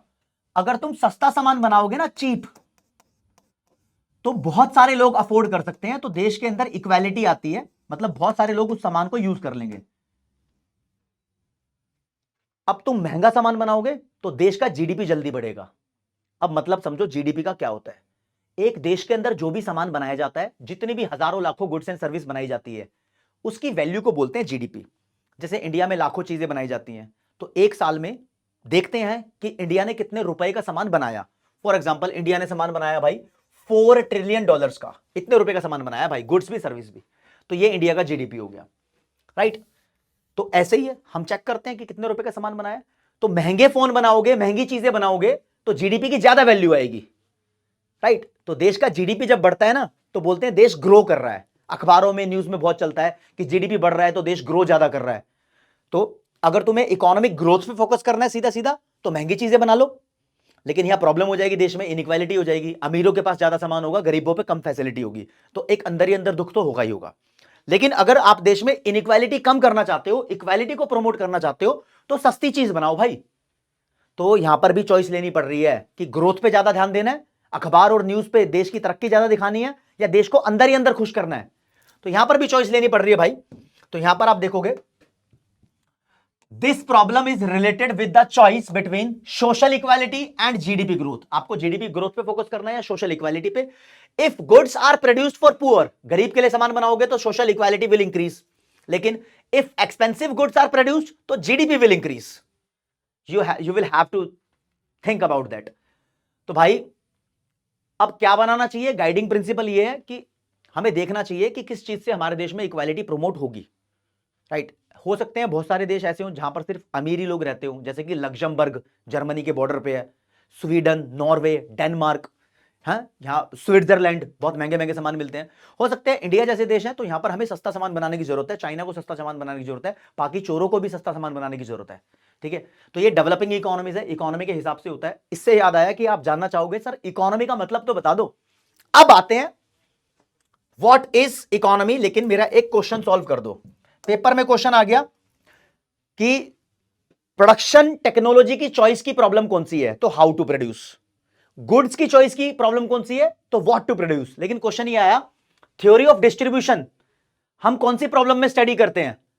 थ्योरी ऑफ डिस्ट्रीब्यूशन का मतलब हो गया जो गुड्स बनाई है वो अमीर के लिए है, गरीब के लिए, किसको डिस्ट्रीब्यूट करनी है। तो ये भैया हम फॉर होम टू प्रोड्यूस में पढ़ते हैं। तो सी वाला will be the right answer. लेकिन अंदर ही अंदर एक बात रह गई है, जब हम पढ़ते हैं फॉर होम टू प्रोड्यूस, यहां पर हमें फेस करना पड़ता है कि देश के अंदर कुछ अमीर लोग भी हैं और गरीब लोग भी हैं, तो इनइक्वालिटी स्टडी करनी पड़ती है। तो इसको इनइक्वालिटी की प्रॉब्लम भी बोल देते हैं, problem of inequality of income. देश में लोगों की इनकम इनइक्वालिटी है, या फिर ऐसे लिखो problem of inequality of income, और इसको बोलते हैं problem of income distribution. Income एक देश में लोगों की किस तरीके से डिस्ट्रीब्यूटेड है उस तरीके से। हाँ भाई, इस प्रॉब्लम के एक्सप्लेनेशन का एक ऑल्टरनेटिव तरीका और होता है जहां पर आपको फंक्शनल डिस्ट्रीब्यूशन और पर्सनल डिस्ट्रीब्यूशन करने होते हैं। संदीप गर्ग की किताब में ऐसे समझाया हुआ है, लेकिन this is also right answer, आप इसको प्रेफर कर सकते हो। टीआर जैन की किताब में ऐसा दिया हुआ है, एनसीईआरटी में भी इसका जिक्र किया हुआ है। लेकिन अब तुम जानना चाहोगे what is the economy. Next concept पे आ गए हैं, तो वर्ड समझो। अभी मैंने आपको कराया इकोनॉमिक्स क्या होता है। Economics is making choices in the presence of scarcity. फिर मैं आपको समझाऊंगा इकोनॉमी क्या होता है, ये अलग है, ये अलग है। फिर मैं आपको समझाऊंगा इकोनॉमिक क्या होता है। पहले इकोनॉमिक समझाता हूं। इकोनॉमिक वर्ड का मतलब होता है मनी, मनी रिलेटेड एस्पेक्ट को बोलते हैं इकोनॉमिक। मैं बोलूंगा यार एक इकोनॉमिक मोटिव है तुम्हारा, तो मतलब पैसा कमाने का मोटिव है। इकोनॉमिक एक्टिविटी मतलब पैसा कमाने की एक्टिविटी है ना। मैं बोलूं किसी भी काम को करने के पीछे तुम्हारा नॉन इकोनॉमिक मोटिव है, तो मतलब पैसा कमाने का मोटिव नहीं है, समाज सेवा करने का मोटिव है, right. Non economic activity, non economic activity समाज सेवा की एक्टिविटी होती है, पैसा कमाने की एक्टिविटी नहीं होती। तो इकोनॉमिक जब मैं वर्ड यूज करूं तो इसका मतलब मनी रिलेटेड होता है। और जब मैं तुमसे बोल दूं इकोनॉमिक डिसीजंस क्या होते हैं, ऐसे डिसीजन जिसमें हम डिसाइड कर रहे होते हैं कि भाई कहां इन्वेस्टमेंट करनी है, मतलब मनी का डिसीजन है। एक देश को इन्वेस्टमेंट करनी होती है, मतलब इन्वेस्टमेंट का मतलब होता है पैसा लगाना। देश को पैसा लगाना होता है कि किन चीजों के प्रोडक्शन पे पैसा लगाया जाए, मोबाइल फोन के, लैपटॉप के, गेहूं के, चावल के, चीनी के, गन्ने के, कैमरा के, टी शर्ट के, पैंट के, पजामे के, किस चीज पे, राइट। देश को कहां पैसा लगाना है और प्रोडक्शन कैसे करना है, कितनी क्वांटिटी में करना है। और दोस्तों एक्सपोर्ट इंपोर्ट ट्रेड के डिसीजन, डिस्ट्रीब्यूशन के डिसीजन, सामान को, इन सब में पैसा इन्वॉल्व होता है। ट्रेड को एक्सचेंज भी बोल देते हैं। इवन जब तुम सामान खरीदते हो ना तो कंज्यूम करते हो, तो क्या चीज कंज्यूम करनी है पैसे देकर, कंजम्पशन का डिसीजन भी पैसों का डिसीजन है, ये भी इकोनॉमिक डिसीजन होता है। खैर तुमसे कोई पूछेगा नहीं कि इकोनॉमिक डिसीजन क्या होते हैं, लेकिन मैंने ऐसे ही बता दिया क्योंकि इस वर्ड को आगे यूज करूंगा मैं, ठीक है। अच्छा, एक वर्ड और होता है इकोनॉमिकल। इकोनॉमिकल का मतलब होता है सस्ता, चीप। सही बोलो तो अफोर्डेबल। जिस चीज को तुम अपने बजट में समझते हो, खरीद सकते हो, वो इकोनॉमिकल है। फॉर एग्जांपल भाई एक टाटा की कंपनी है जूडियो, जूडियो से कपड़े खरीद लेता हूं, सस्ते मिलते हैं, मैं बोलता हूं वो अफोर्डेबल है, इकोनॉमिकल है। मैं नहीं खरीद सकता लुई विटोन, गुची, अरमानी, तो वो मेरे लिए इकोनॉमिकल नहीं है, नॉन इकोनॉमिकल है। ये तीनों चारों अलग अलग वर्ड है, आपको सही मतलब समझना चाहिए। आगे आते हैं भाई, ये इकोनॉमी क्या होती है मेरे दोस्त। तो भाई इकोनॉमी होता है एक ऐसा सिस्टम जहां हम रहते हैं, बस तभी तो वर्ड यूज करते हैं इंडियन इकोनॉमी, यानी इंडिया का सिस्टम। दिल्ली की इकोनॉमी और तमिलनाडु की इकोनॉमी डिफरेंट है, मतलब दिल्ली में रहने का तरीका और तमिलनाडु में रहने का तरीका डिफरेंट है। कहीं पर भी तुम यूज कर सकते हो। इकोनॉमी का मतलब एक ऐसा सिस्टम, एक ऐसा एरिया, एरिया बोलना सही है। दिल्ली का एरिया, तमिलनाडु का एरिया, बंगाल का एरिया, कश्मीर का एरिया अलग अलग है। इंडिया का एरिया, अमेरिका का एरिया अलग अलग है। तो हम एरिया और सिस्टम वर्ड यूज करते नहीं है, हम यूज करते हैं इकोनॉमी। आप इकोनॉमी का मतलब एरिया, इकोनॉमी एक ऐसा एरिया है जहां पर हम रहते हैं। और भाई पैसों की बात करनी होती है, यहां पर जिंदा तो तभी रहेंगे जब पैसा कमाएंगे, वरना जिंदा ही नहीं रहेंगे। तो जहां पर लोग रहते हैं और पैसा कमाते हैं, उस सिस्टम को बोलते हैं इकोनॉमी। तो इकोनॉमी की डेफिनेशन, रह रहे हम different places where people lives, तो कितनी आसान डेफिनेशन है। It refers to the area where people live and earn, रहते भी हैं और पैसा भी कमाते हैं। एरिया लिखो या सिस्टम लिखो तुम्हारी मर्जी है, मेरा काम तो सिस्टम हैंग करना है, तुम्हारा काम लिखना है, नंबर लेना है, मैं यहां पर हूं। अब इस पूरी दुनिया में कंट्री के लेवल पे सोचते हैं, कहते हैं इस पूरी दुनिया के अंदर तीन तरीके की इकोनॉमी होती है, यानी तीन तरीके के देश होते हैं। एक देश ऐसा होता है जहां पर कुछ भी इकोनॉमिक डिसीजन लेना हो तो सरकार डिसाइड करती है कि क्या करना चाहिए। इकोनॉमिक डिसीजन का मतलब किस चीज को प्रोड्यूस करना है, किस चीज को लोग खरीद सकते हैं, मतलब चरस गांजा प्रोड्यूस करना ही नहीं करना, लोग चरस गांजा खरीद सकते हैं नहीं खरीद सकते, सरकार डिसाइड करती है, राइट। कुछ देश ऐसे होते हैं जहां पर सरकार डिसाइड नहीं करती, मार्केट यानी प्राइवेट सेक्टर अपने आप ही डिसाइड कर लेता है। और कुछ देश ऐसे होते हैं जहां पर सरकार और प्राइवेट सेक्टर दोनों मिलकर डिसाइड करते हैं कि क्या चीज बनानी चाहिए और क्या चीज कंज्यूमर परचेज कर सकते हैं। जैसे कि इंडिया के अंदर भाई गन तो परचेज नहीं कर सकते खुलेआम, अमेरिका में कर सकते हैं, राइट। तो इंडिया का सिस्टम अलग है, अमेरिका का अलग है। तो अमेरिका, जापान ऐसे देश हैं जहां पर सरकार का रोल ना के बराबर है। हमेशा कंपनी, प्राइवेट सेक्टर, मार्केट के लोग जैसे कि अमेजोन, गूगल, माइक्रोसॉफ्ट, एप्पल या एचपी, डेल यही डिसाइड करते हैं क्या बनाना है। सरकार कुछ बीच में नहीं घुसती। सरकार का जरा सा रोल होता है, अगर कोई क्राइम करेगा तो सरकार कंट्रोल कर लेगी उसको, बस सरकार का बहुत लिमिटेड रोल है। हाँ, अगर बात करूं China, Russia, Cuba, Czechoslovakia, north Korea, ये ऐसे देश है जहां पर प्रॉपर सारा सरकार का रोल होता है। मैं अगर मोमोज बनाना चाहूं, सरकार मना कर दे तो मैं बना नहीं सकता। इन देशों में वही चीज बनाई जाती है जिसको सरकार अलाउड करे। मोमोज तो चलो चिंदी चोर वाला एग्जांपल ले लिया, बहुत अच्छी अच्छी चीजें, जैसे कि मान लो मैं चाहता हूं अपने देश के अंदर बहुत ज्यादा कैमरे बना दूं, सरकार बोलती है कैमरा बनाना अलाउड नहीं है, हमें नहीं बनाने, तो मैं नहीं बना सकता। चाइना, रशिया की बात कर रहा हूं। लेकिन इंडिया में दोस्तों ऐसा सिस्टम है जहां पर सरकार की भी चलती है, सरकार भी अपने हिसाब से चीजें प्रोड्यूस कर रही है। भाई गवर्नमेंट की steel authority of India limited है, gas authority of India limited है, Hindustan petroleum, Bharat petroleum, life insurance है सरकार की, एलआईसी, सरकार के बैंक है। इंडिया में गवर्नमेंट बहुत कुछ बना के दे रही है, प्राइवेट सेक्टर भी बना के दे रहा है। टाटा, रिलायंस, अंबानी, अडानी, बिरला, एयरटेल, बहुत सारे लोग प्राइवेट सेक्टर के भी है। तो सरकार अपने हिसाब से डिसाइड करती है, प्राइवेट सेक्टर अपने हिसाब से डिसाइड करता है, दोनों कलेक्टिवली अपनी अपनी चीजें डिसाइड कर लेते हैं, राइट। तो यहां पर दोनों का रोल होता है। तो पूरी दुनिया के अंदर हर एक देश को तीन टाइप में डिवाइड किया हुआ है। कितने टाइप्स में? 3 टाइप्स में डिवाइड किया हुआ है। तो एक देश ऐसा जहां पर सरकार का रोल बहुत ज्यादा है, एक देश ऐसा जहां पर मार्केट का रोल बहुत ज्यादा है, और एक देश ऐसा जहां पर दोनों का रोल ज्यादा है। तो एक एक करके बता रहा हूं मेरे दोस्त। जिस देश में मार्केट का बहुत ज्यादा रोल होता है उसको तुमने 9वीं 10वीं क्लास में पढ़ा होगा, कैपिटलिस्टिक इकोनॉमी बोलते हैं। लेकिन अब बड़ी क्लास में उसको market economy, free market economy, entrepreneur economy या फिर लेजेस फेरे इकोनॉमी भी बोलते हैं। लेजेस फेरे एक ग्रीस लैंग्वेज का फ्रेज है, इसका मतलब होता है किसी का कंट्रोल नहीं है, मतलब सरकार का कंट्रोल नहीं है, ना के बराबर होता है, जरा सा होता है वैसे, है ना। फिर दूसरी चाइना रशिया की तरह सोशलिस्टिक इकोनॉमी होती है, यहां पर सरकार का ही पूरा कंट्रोल है हर चीज पे। इसको प्लान्ड इकोनॉमी भी बोलते हैं, इसको सेंट्रली प्लान्ड इकोनॉमी भी बोलते हैं, इसको कमांड इकोनॉमी भी बोलते हैं, और इसको राज्य कंट्रोल्ड इकोनॉमी भी बोलते हैं, मतलब सरकार ही कंट्रोल कर रही है। फिर इंडिया है मिक्स्ड इकोनॉमी, प्राइवेट सेक्टर और गवर्नमेंट सेक्टर कलेक्टिवली दोनों मिलकर काम कर रहे हैं और बढ़िया कर रहे हैं। सबसे बड़ा एग्जांपल पूरी दुनिया में मिक्स्ड इकोनॉमी का इंडिया ही है। अब इनकी फीचर्स पढ़नी है हमें धीरे धीरे। अमेरिका, जापान जैसे देशों के अंदर कंपनीज का मेन मोटिव होता है प्रॉफिट कमाना। ऐसे देशों के अंदर सरकार की चलती है तो सरकार का मेन मोटिव होता है प्रॉफिट नहीं, समाज का भला, सोशल वेलफेयर। ऐसे देशों के अंदर मेन मोटिव दोनों ही होते हैं। अंबानी अडानी प्रॉफिट चाह रहे हैं, सरकार चाह रही है वेलफेयर, तो दोनों ही मोटिव है ऐसे देशों के अंदर। इन तीनों देशों के अंदर जो इकोनॉमिक डिसीजंस हैं, इकोनॉमिक डिसीजन मतलब क्या चीज प्रोड्यूस करनी है, कौन क्या सामान खरीद सकता है, हाँ, इधर कंपनीज खुद डिसाइड करती है, खुलेआम गन मिल रही है। इधर सरकार डिसाइड करती है क्या दुकान पे बिकेगा क्या नहीं बिकेगा। इधर सरकार अपने हिसाब से बेच रही है, प्राइवेट सेक्टर अपने हिसाब से बेच रहा है। प्राइवेट सेक्टर को सरकार कंट्रोल कर सकती है थोड़ा बहुत, राइट, हाँ, मना भी कर सकती है, भाई तू गलत बेच रहा है मत बेच। तो तीनों इकोनॉमी के फीचर्स पढ़ते हैं भाई। ये इकोनॉमी की फीचर्स सीबीएसई बोर्ड में कम पूछी जाती है, स्टेट बोर्ड में ज्यादा पूछी जाती है, लेकिन है सबके कोर्स में ही, तो आपको जरा ध्यान देना है। 3-3 नंबर का कंटेंट मैं बता रहा हूं आपको, 4-4 पॉइंट लिखे हुए।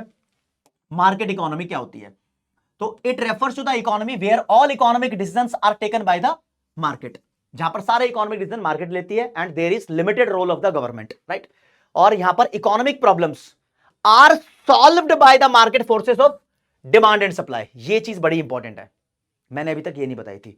अगर इस देश के अंदर, अमेरिका, जापान जैसे देशों के अंदर कोई इकोनॉमिक प्रॉब्लम आ जाती है, चॉइस की प्रॉब्लम आ जाती है कि हमें क्या प्रोड्यूस करना है, तो ये डिमांड और सप्लाई के हिसाब से सॉल्व करते हैं। इनको किसी चीज में चूज करना पड़ता है, भाई मेरे को क्या बनाना चाहिए, तो ये वो उसको बनाते हैं जिसको बनाने की डिमांड ज्यादा है और उसके रिसोर्सेज भी इनके पास सफिशिएंट अवेलेबल है, उसको बनाते हैं। इनको बनाने में इनको प्रॉफिट भी होना चाहिए। तो डिमांड और सप्लाई की गेम यहां पर होती है और इस चीज को अच्छे से माइक्रो इकोनॉमिक्स के एंड वाले चैप्टर में पढ़ाया जाता है। यहां सिर्फ नाम है, this is called price mechanism. अभी भी समझ नहीं आया होगा, तुमसे पेपर में पूछ लेगा 1 नंबर का क्वेश्चन, प्राइस मैकेनिज्म क्या होता है, तो आपको बताना पड़ेगा प्राइस मैकेनिज्म एक ऐसा तरीका होता है जिसमें डिमांड और सप्लाई के थ्रू हम प्रॉब्लम को सॉल्व करते हैं। बस यही लाइन रिपीट करते हैं। मार्केट में दोस्त दो लोग होते हैं, एक खरीदने वाला, एक बेचने वाला। खरीदने के वाले के पास जो पावर है उसको बोलते हैं डिमांड, खरीदने वाला तो डिमांड करेगा। बेचने के वाले के पास जो पावर है उसको बोलते हैं सप्लाई, बेचने वाला सामान को सप्लाई करेगा। तो मार्केट में दो फोर्स होती हैं, एक फोर्स का नाम डिमांड है और दूसरी फोर्स का नाम सप्लाई है, ये आपको पता होना चाहिए। और अमेरिका जापान जैसी इकोनॉमी के अंदर मेन मोटिव यानी मेन टारगेट इकोनॉमी का पूरा प्रॉफिट मैक्सिमाइजेशन होता है, पैसा कमाना चाहते हैं। यूएसए जापान इसका एग्जांपल है, साउथ कोरिया भी इसका एग्जांपल हो सकता है, राइट। आ जाओ जी आ जाओ सर, प्लान्ड इकोनॉमी की बात कर रहे हैं, controlled economy, China Russia Czechoslovakia पे आ गए हैं। हाँ, ये एक ऐसी इकोनॉमी है, it refers to the economy where all economic decisions are taken by the central government. एक सेंट्रल गवर्नमेंट होती है, उसके द्वारा सारे डिसीजन लिए जाते हैं, राइट। कोई प्रॉब्लम भी आ गई तो ये गवर्नमेंट अपने नेताओं को बिठाएगी और प्लानिंग के बेसिस पे प्रॉब्लम को सॉल्व करेगी, डिमांड सप्लाई के बेसिस पे नहीं। ये तो कहेगी भाई लोग तो चरस की डिमांड कर रहे हैं, हम नहीं सप्लाई करेंगे उसको। ये प्लान करती है फिर सॉल्व करती है। अमेरिका में जो भी डिमांड कर रहे हैं दे भाई, गन डिमांड कर रहे हैं गन दे दे, ऐसा नहीं होता। ऐसी इकोनॉमी के अंदर देखो क्या लिखा है, कोई भी इकोनॉमिक प्रॉब्लम आएगी तो these are the solved by the centrally planned authority. ये एक अथॉरिटी बनाते हैं और on the basis of planning ये सॉल्व करते हैं, on the basis of planning problem को सॉल्व करते हैं, राइट। हाँ, इसका मेन मोटिव होता है सोशल वेलफेयर। चाइना रशिया इसके मेन एग्जांपल लिख दिए मैंने, लेकिन आज सच्चाई बता रहा हूं, पेपर में तुमसे कोई पूछ लेगा चाइना रशिया किसका एग्जांपल है, तो आप बता देना प्लान्ड इकोनॉमी यानी सोशलिस्टिक इकोनॉमी का एग्जांपल है। लेकिन मेरा दिल कहता है, और आगे बड़ी क्लासेस में लिखा हुआ है, कि आज के टाइम में कोई भी इकोनॉमी सोशलिस्ट नहीं रह गई है, सारी ही मिक्स्ड हो गई हैं। लेकिन आपके सिलेबस के हिसाब से ऐसा है तो ऐसा ही मान के चलना, क्योंकि सभी इकोनॉमी के अंदर प्राइवेट सेक्टर बहुत बड़ा आगे निकल गया है। हाँ, mixed economy, mixed economy India की तरह, तो it refers to the economy where all economic decisions, क्या प्रोड्यूस करना है, क्या बेचना है, कहां इन्वेस्टमेंट करना है, ये बोथ मार्केट और गवर्नमेंट डिसाइड करती है। यहां पर इकोनॉमिक प्रॉब्लम आ जाए तो दोनों तरीके से सॉल्व करते हैं। अडानी अंबानी देखेंगे डिमांड सप्लाई की गेम, सरकार देखेगी भला लोगों का, राइट। तो solve by the both market and government. Government planning के बेसिस पे प्रॉब्लम को सॉल्व करेगी, मार्केट प्राइस मैकेनिज्म यानी डिमांड सप्लाई के बेसिस पे सॉल्व करेगी। इसका मेन मोटिव प्रॉफिट मैक्सिमाइजेशन भी होता है, सोशल वेलफेयर भी होता है, दोनों अपना अपना सोचेंगे। मेन एग्जांपल इसका पूरी दुनिया में एक इंडिया, क्योंकि इंडिया सबसे पहले बेस्ट इकोनॉमी थी। जब हमारा प्यारा देश भारत आजाद हुआ तो हमारे पहले पहले प्रधानमंत्री पंडित जवाहरलाल नेहरू जी सोच रहे थे कि हमारे देश को हम अमेरिका की तरह कैपिटलिस्ट बनाएं या रशिया की तरह सोशलिस्ट बनाएं।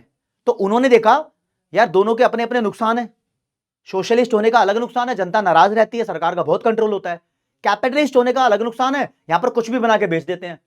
तो इन्होंने दोनों को मर्ज करके मिक्स्ड इकोनॉमी बनाई, जहां पर दोनों के फायदे जोड़े गए। ये था हमारे देश का टारगेट। लेकिन ऐसे देश को चलाना बड़ा मुश्किल काम होता है, तो मुश्किल ही काम है, राइट। हाँ, तो 3 टाइप ऑफ इकोनॉमी करा दी। एक क्वेश्चन का मुझे आंसर दे दो। ये बोला है यहां पर द इंटरफेरेंस, इंटरफेरेंस का मतलब दखलंदाजी, इंटरवेंशन भी बोलते हैं इसको, of the government is very limited. Government की जो रोल है वो ना के बराबर है। कौन से इकोनॉमी के अंदर भाई? अमेरिका कैपिटलिस्टिक इकोनॉमी के अंदर जरा सा ही रोल है, बाकी सब सारे प्राइवेट सेक्टर के लोग डिसाइड करते हैं। अच्छा जी, नए कौन भाई भूल जाओ, अब जो हो गया उसको रिटेन करो माइंड में और थोड़ा तसल्ली से ऐसे एक लंबी सांस ले लो, मुंह धो लो, कोई दिक्कत नहीं। नए कॉन्सेप्ट पे आ रहे हैं। इस कॉन्सेप्ट का नाम है दोस्त opportunity cost. Opportunity cost, opportunity cost. Opportunity का मतलब होता है मौका, मौका मौका मौका मौका। हाँ, तो मौका होता है ऐसा मौका जो आपने खो दिया, उसकी वैल्यू को बोलते हैं अपॉर्चुनिटी कॉस्ट। फॉर एग्जांपल, आपके पास 2 मौके हैं, 2 अपॉर्चुनिटी है। टाटा कंपनी में काम करके डेली 10,000 रुपए कमाओगे, रिलायंस कंपनी में काम करके डेली 9,000 रुपए कमाओगे। तो आप इन दोनों में से एक ही चूज करोगे। मान लो आपने ये चूज कर लिया, जो रैशनल यानी चालाक बंदा होता है, रैशनल का मतलब चालाक, वो बढ़िया वाला ही चूज करता है, उसने ये चूज कर लिया। तो कौन से मौके को खो दिया? इस मौके को खो दिया, तो इसकी वैल्यू को बोलेंगे अपॉर्चुनिटी कॉस्ट। हाँ, तो अपॉर्चुनिटी कॉस्ट का मतलब जो मौका या जो अपॉर्चुनिटी मैंने खो दी है, यानी जिस चीज को मैंने सेक्रीफाइस किया, सेक्रीफाइस का मतलब होता है बलिदान, उसकी वैल्यू को बोलते हैं अपॉर्चुनिटी कॉस्ट। फॉर एग्जांपल, एक और एग्जांपल लेते हैं। तुम्हारे पास मान लो कुछ रिसोर्स है, पैसा है, तुम कुछ बनाना चाहते हो, कुछ प्रोड्यूस करना चाहते हो, उस पैसे से तुम या तो 50 लैपटॉप बना सकते हो या एक कार। दो अपॉर्चुनिटी है तुम्हारे पास, तुमने चूज किया 50 लैपटॉप बनाना, तो तुमने चूज क्या नहीं किया, एक कार, तो एक कार की वैल्यू को बोलेंगे अपॉर्चुनिटी कॉस्ट। तो हमारे पास ऐसे ही रिसोर्स होते हैं, रिसोर्सेज के ऑल्टरनेटिव यूज होते हैं, आप जानते हो बहुत सारे यूज हैं, तो उसमें से एक चीज हम ऑप्ट कर लेते हैं और जिसको ऑप्ट नहीं करते बोलते हैं हमने उसको सेक्रीफाइस कर दिया। तो जिसको सेक्रीफाइस किया है उसकी वैल्यू को बोलते हैं अपॉर्चुनिटी कॉस्ट। तो जिस अपॉर्चुनिटी को हमने मिस कर दिया वो अपॉर्चुनिटी कॉस्ट है। थोड़ा और डिटेल में बताऊंगा, लेकिन पहले देख लो डेफिनेशन। मान लो जी यहां लिखा है अपॉर्चुनिटी कॉस्ट, तो it refers to the value of second best alternative use of a commodity. तुम्हारे पास एक कमोडिटी है या मान लो रिसोर्स है, पैसा है, इसके बहुत सारे यूज है, एक कार बना लो या 50 लैपटॉप। पहला यूज तो आप ऑप्ट कर लोगे, जो सेकंड बेस्ट था उसकी वैल्यू को बोलेंगे अपॉर्चुनिटी कॉस्ट, राइट। अब मान लो तुम्हारे पास ऑप्शन है 10,000 की नौकरी पर डे के हिसाब से, 9,000 की नौकरी और 8,000 की नौकरी। तुम कौन सा चूज करोगे? ऑब्वियसली तुम ये वाला चूज करोगे। तो आपने जो चूज नहीं किया, ये सारे अपॉर्चुनिटी कॉस्ट नहीं होते, एक ही होता है अपॉर्चुनिटी कॉस्ट। इन सब में बेस्ट कौन था? ये था, इसको बोलते हैं सेकंड बेस्ट या नेक्स्ट बेस्ट, कुछ भी बोल दो। इसकी वैल्यू को तुम मिस करोगे, इसको बोलते हैं अपॉर्चुनिटी कॉस्ट। एक बंदा है आर, इसका पूरा नाम नहीं लूंगा, इसके पास शादी करने के बहुत सारे ऑप्शन थे। एक ये नाम से शुरू होती थी, एक इस नाम से शुरू होती थी, और XYZ बहुत सारे ऑप्शन थे। इस रणबीर भाई ने इस नाम की लड़की से शादी कर ली, तो इन सब ऑप्शंस को अवॉइड कर दिया, तो ये सब उसकी अपॉर्चुनिटी कॉस्ट नहीं होंगे। जो इन सब में बेस्ट थी ना, इसको मिस करता है वो, तो इसको बोलते हैं अपॉर्चुनिटी कॉस्ट, राइट। तो अच्छे से समझाया, आई होप। इसको इनफॉर्मल एग्जांपल इसको हटा देते हैं, यहां आते हैं। अपॉर्चुनिटी कॉस्ट की एक और डेफिनेशन लिख सकते हो, it refers to the value of next best alternative use of a commodity. Second best लिखो या नेक्स्ट बेस्ट लिखो, उसको बोलते हैं अपॉर्चुनिटी कॉस्ट। कहीं कहीं वर्ड यूज करते हैं, किसी किसी बुक में फॉरगॉन, जिस चीज को फॉरगॉन कर दिया इसका मतलब सेक्रीफाइस ही होता है, उसकी वैल्यू को अपॉर्चुनिटी कॉस्ट बोलते हैं। वो लाइन भी बिल्कुल ठीक है, लेकिन मेरी डेफिनेशन लिखकर आओगे तो मैं चैलेंज करता हूं, कोई माइकल लाल इसको गलत नहीं कर सकता। बिल्कुल सही डेफिनेशन है, बहुत आसान शब्दों के अंदर। इकोनॉमिक्स में रट्टा मारना कभी मत सोचना, इकोनॉमिक्स में कॉन्सेप्ट्स को ढंग से करना। और दोस्तों आपकी मल्टीपल रिवीजन होनी चाहिए। फॉर एग्जांपल मैंने आपको ये पढ़ाया, आपके रिवाइज हो गए कॉन्सेप्ट, आप दूसरी बार पढ़ोगे तो आपकी स्पीड बढ़ जानी चाहिए, या फिर आप उस कॉन्सेप्ट को रिवाइज करो जो एग्जाम के लिए ज्यादा इंपॉर्टेंट है। इस चैप्टर से जो सबसे इंपॉर्टेंट टॉपिक होता है, एक होता है सेंट्रल प्रॉब्लम जो 3 तरीके की होती है, दूसरा होता है प्रोडक्शन पॉसिबिलिटी फ्रंटियर जो कि मैं आगे कराने वाला हूं, तीसरे नंबर पे अपॉर्चुनिटी कॉस्ट का टॉपिक सबसे ज्यादा इंपॉर्टेंट है। लेकिन बच्चे फिर भी कहते हैं सर पहला पहला चैप्टर है, इकोनॉमिक्स का मतलब बता दिया, माइक्रो और मैक्रो इकोनॉमिक्स बताओ, नॉर्मेटिव और पॉजिटिव इकोनॉमिक्स बताओ। वो बचे हुए टॉपिक्स वो भी हो रहे हैं, टेंशन क्यों ले रहे हो। मैं आपको बताना चाहता हूं पॉजिटिव और नॉर्मेटिव इकोनॉमिक्स के बारे में। तो पहले तो आप समझो थ्योरी को, थ्योरी क्या होती है। थ्योरी होती है दोस्त, चाहे इंग्लिश की थ्योरी हो, बिजनेस स्टडीज की थ्योरी हो, इकोनॉमिक्स की थ्योरी हो या साइंस की थ्योरी हो, थ्योरी में लाइन लिखी होती है, पैराग्राफ होते हैं, पूरे पूरे पेपर भरे होते हैं, राइट। तो कोई भी थ्योरी होगी उसमें लाइन लिखी होगी। अब भाई सब्जेक्ट है, लाइन झूठी तो नहीं लिखी होगी, या तो लिखा होगा सच या लिखा होगा आइडिया।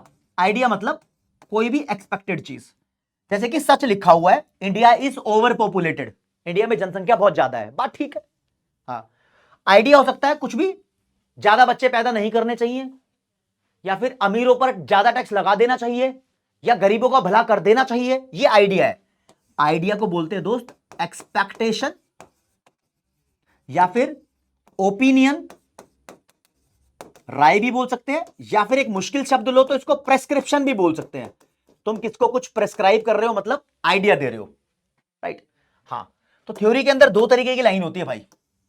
अगर तुम्हें पहचानना है कि किसी लाइन में आइडिया दिया हुआ है, तो उस लाइन में यह लिखा होगा शुड बी। शुड बी का मतलब चाहिए, यू शुड ओबे योर एल्डर्स, तुम्हें अपने बड़ों की इज्जत करनी चाहिए। You should obey the traffic rules. Indian government should impose highest tax rate on the rich person, ठीक है। तो मतलब अंदाजे हैं, ऐसा करना चाहिए वैसा करना चाहिए, शुड बी या फिर ऑट टू बी। ये मोडाल्स में पढ़ते थे 8वीं क्लास में, ये और ये दोनों का सेम मतलब होता है। किसी भी लाइन में ऐसा लिखा है तो समझो ये लाइन कुछ सजेस्ट कर रही है, आइडिया दे रही है। और किसी भी लाइन में लिखा है अगर व्हाट इज के बारे में, करंट सिचुएशन के बारे में, या व्हाट वाज के बारे में, 1525 में पानीपत की लड़ाई हुई थी, वॉज लिखा है, तो ये सच है, राइट। आज इंडिया ओवर पॉपुलेटेड है, इज है, ये सच है। तो सच्ची घटना यानी फैक्चुअल सिचुएशन ये लिखी होती है। तो मैं ये बताना चाहता हूं कोई भी थ्योरी हो या तो उसमें सच लिखा होगा या आइडिया लिखा होगा। सच लिखा है तो उस थ्योरी की लाइन को बोलेंगे नॉर्मल पॉजिटिव इकोनॉमिक्स। क्या बोलेंगे? पॉजिटिव इकोनॉमिक्स भी बोलते हैं, पॉजिटिव साइंस भी बोलते हैं, ठीक है। अगर कोई आइडिया दिया है तो उसको बोलेंगे नॉर्मेटिव। नॉर्मेटिव का मतलब ही आइडिया होता है। कितनी आसानी से बता दिया, अभी कंटेंट भी दे दूंगा, राइट। तो हम पढ़ेंगे दोस्तों कि पॉजिटिव इकोनॉमिक्स क्या होती है और नॉर्मेटिव इकोनॉमिक्स क्या होती है, जरा ढंग से और तसल्ली से। आओ जी आओ मेरे दोस्तों, ये लिखे हुए 4 डिफरेंस आपके लिए बिल्कुल देसी घी के। पॉजिटिव इकोनॉमिक्स यानी सच, नॉर्मेटिव इकोनॉमिक्स यानी आइडिया। तो positive economics deal with the factual situation, सच्ची सिचुएशन से ये डील करती है। Like they describe the actual situation of what was या व्हाट इज, अभी या पास्ट में क्या भी है, क्या सच था, उसको डिस्क्राइब करने को बोलते हैं पॉजिटिव इकोनॉमिक्स। थ्योरी में ऐसे लिखा होता है भाई। और normative economics deals with the ideal situation. Ideal situation का मतलब कि क्या होना चाहिए, आइडियल का मतलब यही होता है कि क्या सही होना चाहिए। Ideal situation of what should be और what ought to be, right. आगे एग्जांपल लिखा हुआ है, the rate of inflation at present is 5%। अभी इन्फ्लेशन का रेट 5% है। अगर है, ये तो मैंने ऐसे लिख दिया, अगर है तो ये पॉजिटिव इकोनॉमिक्स है। झूठ नहीं लिखना चाहिए, झूठ को कुछ नहीं बोलते। इंडिया इज ओवर पॉपुलेटेड, ये भी सच है। यहां आओ, एग्जांपल है what should an ideal rate of inflation. Inflation का मतलब महंगाई। एक सही इन्फ्लेशन का कितना रेट होना चाहिए, चाहिए की बात हो रही है। जहां भी शुड भी लिखा हो ना, शुड जहां लिखा हो वो नॉर्मेटिव हो गया। Rich people should be more taxed, अमीर लोगों पर ज्यादा टैक्स लगना चाहिए, शुड आ गया, नॉर्मेटिव हो गया। और अंदर की डिटेल पढ़ लो। बोलते दोस्तों अगर तुम सच्ची बात कर रहे हो तो उसके सबूत मिलते हैं, वेरीफाई कर सकते हो। मैं बोलता हूं आज इंडिया का जीडीपी $4 ट्रिलियन है, तो उसको कैलकुलेट करके वेरीफाई कर सकते हैं। तो सच सिचुएशंस या डिस्क्रिप्शंस कैन बी वेरीफाइड, ऐसी डिस्क्रिप्शन को वेरीफाई कर सकते हैं। और पॉजिटिव इकोनॉमिक्स को डिस्क्रिप्टिव इकोनॉमिक्स भी बोल देते हैं, राइट। इसके बारे में आते हैं। Such situation or prescription can not be verified and are debatable in nature. ये जो लाइनें होती है ये बहस हो सकती है, इस पे डिबेट हो सकती है। यानी कोई बोल रहा है अमीरों पर ज्यादा टैक्स लगना चाहिए, तो अमीर तो बहस कर लेंगे, सबकी ओपिनियन, सबकी जजमेंट अलग अलग होती है ना। तो दोस्तों यहां पर it involve the personal value judgement, यहां पर जजमेंट होती है, अरे ऐसा नहीं ऐसा, लोग डिबेट करते हैं, बहस करते हैं, लेकिन यहां कुछ नहीं है। It does not involve any personal value judgement. जैसा है वैसा है, बता दिया। पानीपत की लड़ाई 1525 में हुई थी, बक्सर की लड़ाई 1764 में हुई थी तो हुई थी, क्या जजमेंट करोगे अब? कुछ नहीं रह गया। तो ये सच्ची बात है पॉजिटिव, और अंदाजे वाली बातें नॉर्मेटिव। झूठी बात करते ही नहीं है, थ्योरी में किताब में झूठ लिखा ही नहीं होता, राइट। ओके रिपोर्ट है, कॉन्सेप्ट खत्म। कॉन्सेप्ट खत्म कर दिया सर जी। हाँ, तो एक क्वेश्चन भी कर लो, आया है भाई, यहां पर लिखा है a statement which does not offer any suggestion. कहते हैं सजेशन जिसमें ऑफर नहीं होती। भाई साहब जहां जहां सजेशन ऑफर हो रही है, जजमेंट यानी सजेशन ऑफर हो रही है, वो नॉर्मेटिव है। जिसमें सजेशन ऑफर नहीं हो रही वो पॉजिटिव स्टेटमेंट या पॉजिटिव इकोनॉमिक्स बोल दो उसको, या पॉजिटिव साइंस भी लिखा आ जाएगा पेपर में, वो भी कर सकते हो, कोई दिक्कत वाली बात नहीं है। अच्छा जी, normative economics deals with what. Normative economy में ओपिनियन दी जाती है, राय, एडवाइस, अंदाजे बताए जाते हैं। ये लो जी, positive economics involve the statement which are what. Positive economics में वो स्टेटमेंट दी जाती है जिसको तुम वेरीफाई कर सकते हो, सच्ची घटना है, वेरीफाइबल है। नॉर्मेटिव में नॉट वेरीफाइबल होती है, राइट। हाँ, इसमें वेरीफाई कर सकते हैं, कोई दिक्कत नहीं है। बच्चे के दिल में है भाई माइक्रो और मैक्रो का डिफरेंस कब आएगा सर, माइक्रो इकोनॉमिक्स और मैक्रो इकोनॉमिक्स भी करा दो। कातिया मेरे राज्य खारे लिए, इकोनॉमिक्स पढ़ाई मैंने तेरे लिए, जन्नत सजाई मैंने तेरे लिए, छोड़ दी अय्याशी, छोड़ दी दोस्ती, सिर्फ तेरे लिए। तो मैं तुझसे एक्सपेक्ट करता हूं मेरे भाई, बढ़िया तरीके से पढ़ाई करो। जब भी तुम पढ़ते पढ़ते बोर हो जाओ, ठंडे पानी से मुंह धो लो, क्योंकि देखो पूरी डिस्क्रिप्शन के साथ ये चैप्टर दे रहा हूं। अभी तुम्हें पढ़ते पढ़ते लगभग 1 घंटा हो गया है इस चैप्टर को, जब तुम यहां पहुंचे हो। चलो जी आगे बढ़ते हैं। बंदा जानना चाहता है सर इकोनॉमिक्स को 2 पार्ट में डिवाइड किया हुआ है। इकोनॉमिक्स की 2 ब्रांच होती है, एक होती है माइक्रो इकोनॉमिक्स, एक होती है मैक्रो इकोनॉमिक्स, राइट। नॉर्मेटिव और पॉजिटिव इकोनॉमिक्स के टाइप्स नहीं है, वो तो वैसे ही थ्योरी के नेचर के हिसाब से इकोनॉमिक्स के बारे में कमेंट कर देते हैं। माइक्रो और मैक्रो इकोनॉमिक्स दो ब्रांच ऑफ इकोनॉमिक्स है, यही दो टाइप्स हैं। तो समझते हैं इन दोनों में डिफरेंस क्या है। इधर लिखा है माइक्रो इकोनॉमिक्स, इधर लिखा है मैक्रो इकोनॉमिक्स। दोस्तों ये थोड़ी सी मैथ्स की गेम खेलते हैं।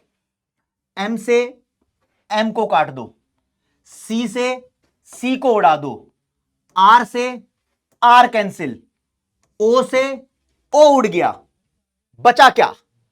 सिर्फ आपका डीओ बचा है, बाकी सब उड़ गया। कितनी सुगंध आ रही है, कैसे कैसे ऐड आती है टीवी में। नहीं, बचा क्या वो देखते हैं राज्य, पीले रंग से देखेंगे। इधर बचा आई और इधर बचा ए। इनसे कुछ समझते हैं। आई का मतलब होता है इंडिविजुअल, मतलब सिंगल, सिंगल जैसे कि तुम, है ना। हाँ, तो इंडिविजुअल यूनिट्स बोल देते हैं सिंगल, अभी तो सिर्फ ऐसे कर रहा हूं। हाँ, और ए का मतलब होता है एग्रीगेट। अब इस एग्रीगेट की स्पेलिंग प्लीज याद कर लेना, ठीक है। एग्रीगेट का मतलब होता है टोटलिटी, टोटल, ओवरऑल चीजें। तो वही बता रहा हूं, जब हम इकोनॉमी की सिंगल सिंगल आइटम को पढ़ते हैं, इंडिविजुअल यूनिट्स को पढ़ते हैं, जैसे कि किसी इंडिविजुअल बंदे की इनकम के बारे में बात कर रहे हैं, किसी इंडिविजुअल कंपनी के प्रॉफिट के बारे में बात कर रहे हैं, किसी इंडिविजुअल इंसान के कंजम्पशन के बारे में बात कर रहे हैं, तो जब इंडिविजुअल इंडिविजुअल बात करेंगे तो हम उन बातों को बोलेंगे माइक्रो इकोनॉमिक्स है। लेकिन जब बात करेंगे पूरे देश के बारे में तो हम बोलेंगे मैक्रो इकोनॉमिक्स।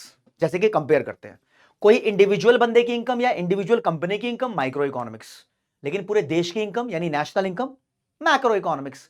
किसी कंपनी का अपना आउटपुट वो होता है इंडिविजुअल फर्म का आउटपुट माइक्रो इकोनॉमिक्स, लेकिन पूरे देश में जितना सामान बनाया गया है उसको बोलते हैं नेशनल आउटपुट या जीडीपी, वो होता है मैक्रो इकोनॉमिक्स। इस तरीके से आपको चीजें समझ में आनी चाहिए। पर्पस सॉल्व हो रहा है मुझे लग रहा है, तो कमेंट सेक्शन में बताते भी रहो यार, मजा आ रहा नहीं आ रहा, किस तरीके से पढ़ा रहे हो, घटिया पढ़ा रहे हो, बढ़िया पढ़ा रहे हो, कुछ तो बता देना, ठीक है। कमेंट सेक्शन तुम्हारे लिए ही है। हाँ हाँ, जब भी तुम बोर हो जाओ वीडियो को पॉज करके कुछ कुछ कमेंट कर दो सही रहेगा। हाँ, तो भाई ठीक है, माइक्रो और मैक्रो के बीच में हम बात कर रहे हैं, दोनों के बारे में बात हो गई।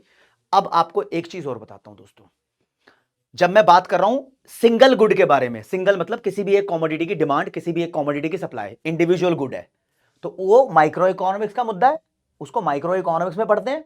आगे पढ़ोगे, जब नए नए चैप्टर आएंगे तो पढ़ोगे इंडिविजुअल चीजें। अगर मैं देश में सभी goods, all goods and services की बात कर रहा हूं, तो बड़े लेवल की बात कर रहा हूं, वो मैक्रो इकोनॉमिक्स है। माइक्रो का मतलब छोटा, स्मॉल, मैक्रो का मतलब बड़ा, लार्ज। ग्रीस देश यूरोप का है, उसकी भाषा ग्रीक लैंग्वेज होती है, वहां से इनके वर्ड आए हैं। दोस्तों अंदर की बात बताता हूं, एक वर्ड है ओइकोनोमिया, ये ग्रीक वर्ड है, इसको इंग्लिश में इकोनॉमिक्स बोलते हैं। बहुत सारे टीचर्स तुम्हें बताएंगे भी नहीं, ये जनरल नॉलेज का क्वेश्चन है। अगर तुम अपने मनपसंद कोर्स और कॉलेज को सेलेक्ट करके सीयूईटी का एग्जाम क्रैक करना चाहते हो, तो वहां माइक्रो इकोनॉमिक्स में ऐसे क्वेश्चन पूछ सकते हैं, ठीक है। तो मैं बताता रहता हूं, मैं बच्चों की ओवरऑल ग्रोथ के ऊपर ध्यान देने की कोशिश करता हूं, राइट। हाँ, एक वर्ड था माइक्रोज, ऐसा ही था, माइक्रोज वर्ड है। माइक्रोज का मतलब होता है छोटा, स्मॉल, ये ग्रीक वर्ड है। एक वर्ड है मैक्रोज, ये भी यूरोपियन लैंग्वेज है, इसका मतलब होता है बड़ा, लार्ज, ये मैक्रो इकोनॉमिक्स है। तो इतना आई होप आपको समझ में आया होगा। माइक्रो इकोनॉमिक्स में हम बेसिकली किसी इंडिविजुअल कॉमोडिटी के पीछे ही पड़ जाते हैं। बताओ जी, इस इंडिविजुअल कॉमोडिटी का कितना आउटपुट होना चाहिए कंपनी के हिसाब से, इस इंडिविजुअल कॉमोडिटी की डिमांड कितनी है, सप्लाई कितनी है। तो डिमांड और सप्लाई यहां पर बहुत ज्यादा देखते हैं, इसलिए आगे के चैप्टर में डिमांड के बारे में, कंज्यूमर के बारे में पढ़ते हैं, फिर उसके आगे के चैप्टर में सप्लाई के बारे में और सेलर यानी प्रोड्यूसर के बारे में पढ़ते हैं। फिर जाकर लास्ट चैप्टर माइक्रो इकोनॉमिक्स में आता है वो, जहां पर मार्केट पढ़ते हैं। मार्केट का मतलब यहां बायर भी आएगा और सेलर भी आएगा, राइट। यहां पर मैक्रो इकोनॉमिक्स में हम पूरे देश की डिमांड के बारे में पढ़ते हैं, एग्रीगेट डिमांड, यानी देश में टोटल डिमांड कितनी है सभी चीजों की, सारे बंदों की जोड़ दो। एग्रीगेट सप्लाई, सभी चीजों की सप्लाई पे फोकस करते हैं। तो ये चीज कैसे सर, कंटेंट दो, अरे पहले समझा तो दू कातिया, कंटेंट तो अब आएगा। ये आ गया जी कंटेंट। कंटेंट थारे सामने है दोस्तों, इधर लिखा है माइक्रो इकोनॉमिक्स, इधर लिखा है मैक्रो इकोनॉमिक्स, राइट। तो क्या क्या लिखा हुआ है, it is the study of individual economic unit in an economy. किसी भी इंडिविजुअल इकोनॉमिक यूनिट का मतलब कोई भी इंडिविजुअल चीज पकड़ लो, बंदा, कंपनी, कुछ भी, या कॉमोडिटी। और it is the study of economy as a whole and its aggregates. पूरी इकोनॉमी को कंप्लीट लेवल पे, होल लेवल पे पढ़ना और उसके और सम टोटल पढ़ना मैक्रो इकोनॉमिक्स कहलाता है। सम टोटल मतलब एग्रीगेट। हाँ, it deal with individual income and individual price, individual output, किसी भी चीज की इंडिविजुअल लगा दो वो माइक्रो है।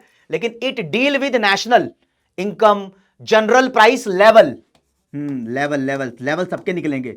जनरल प्राइस लेवल का मतलब होता है देश के अंदर सभी गुड्स का एवरेज प्राइस। हाँ, सभी गुड्स का एवरेज प्राइस निकालते हैं, सरकार निकालती है, ठीक है।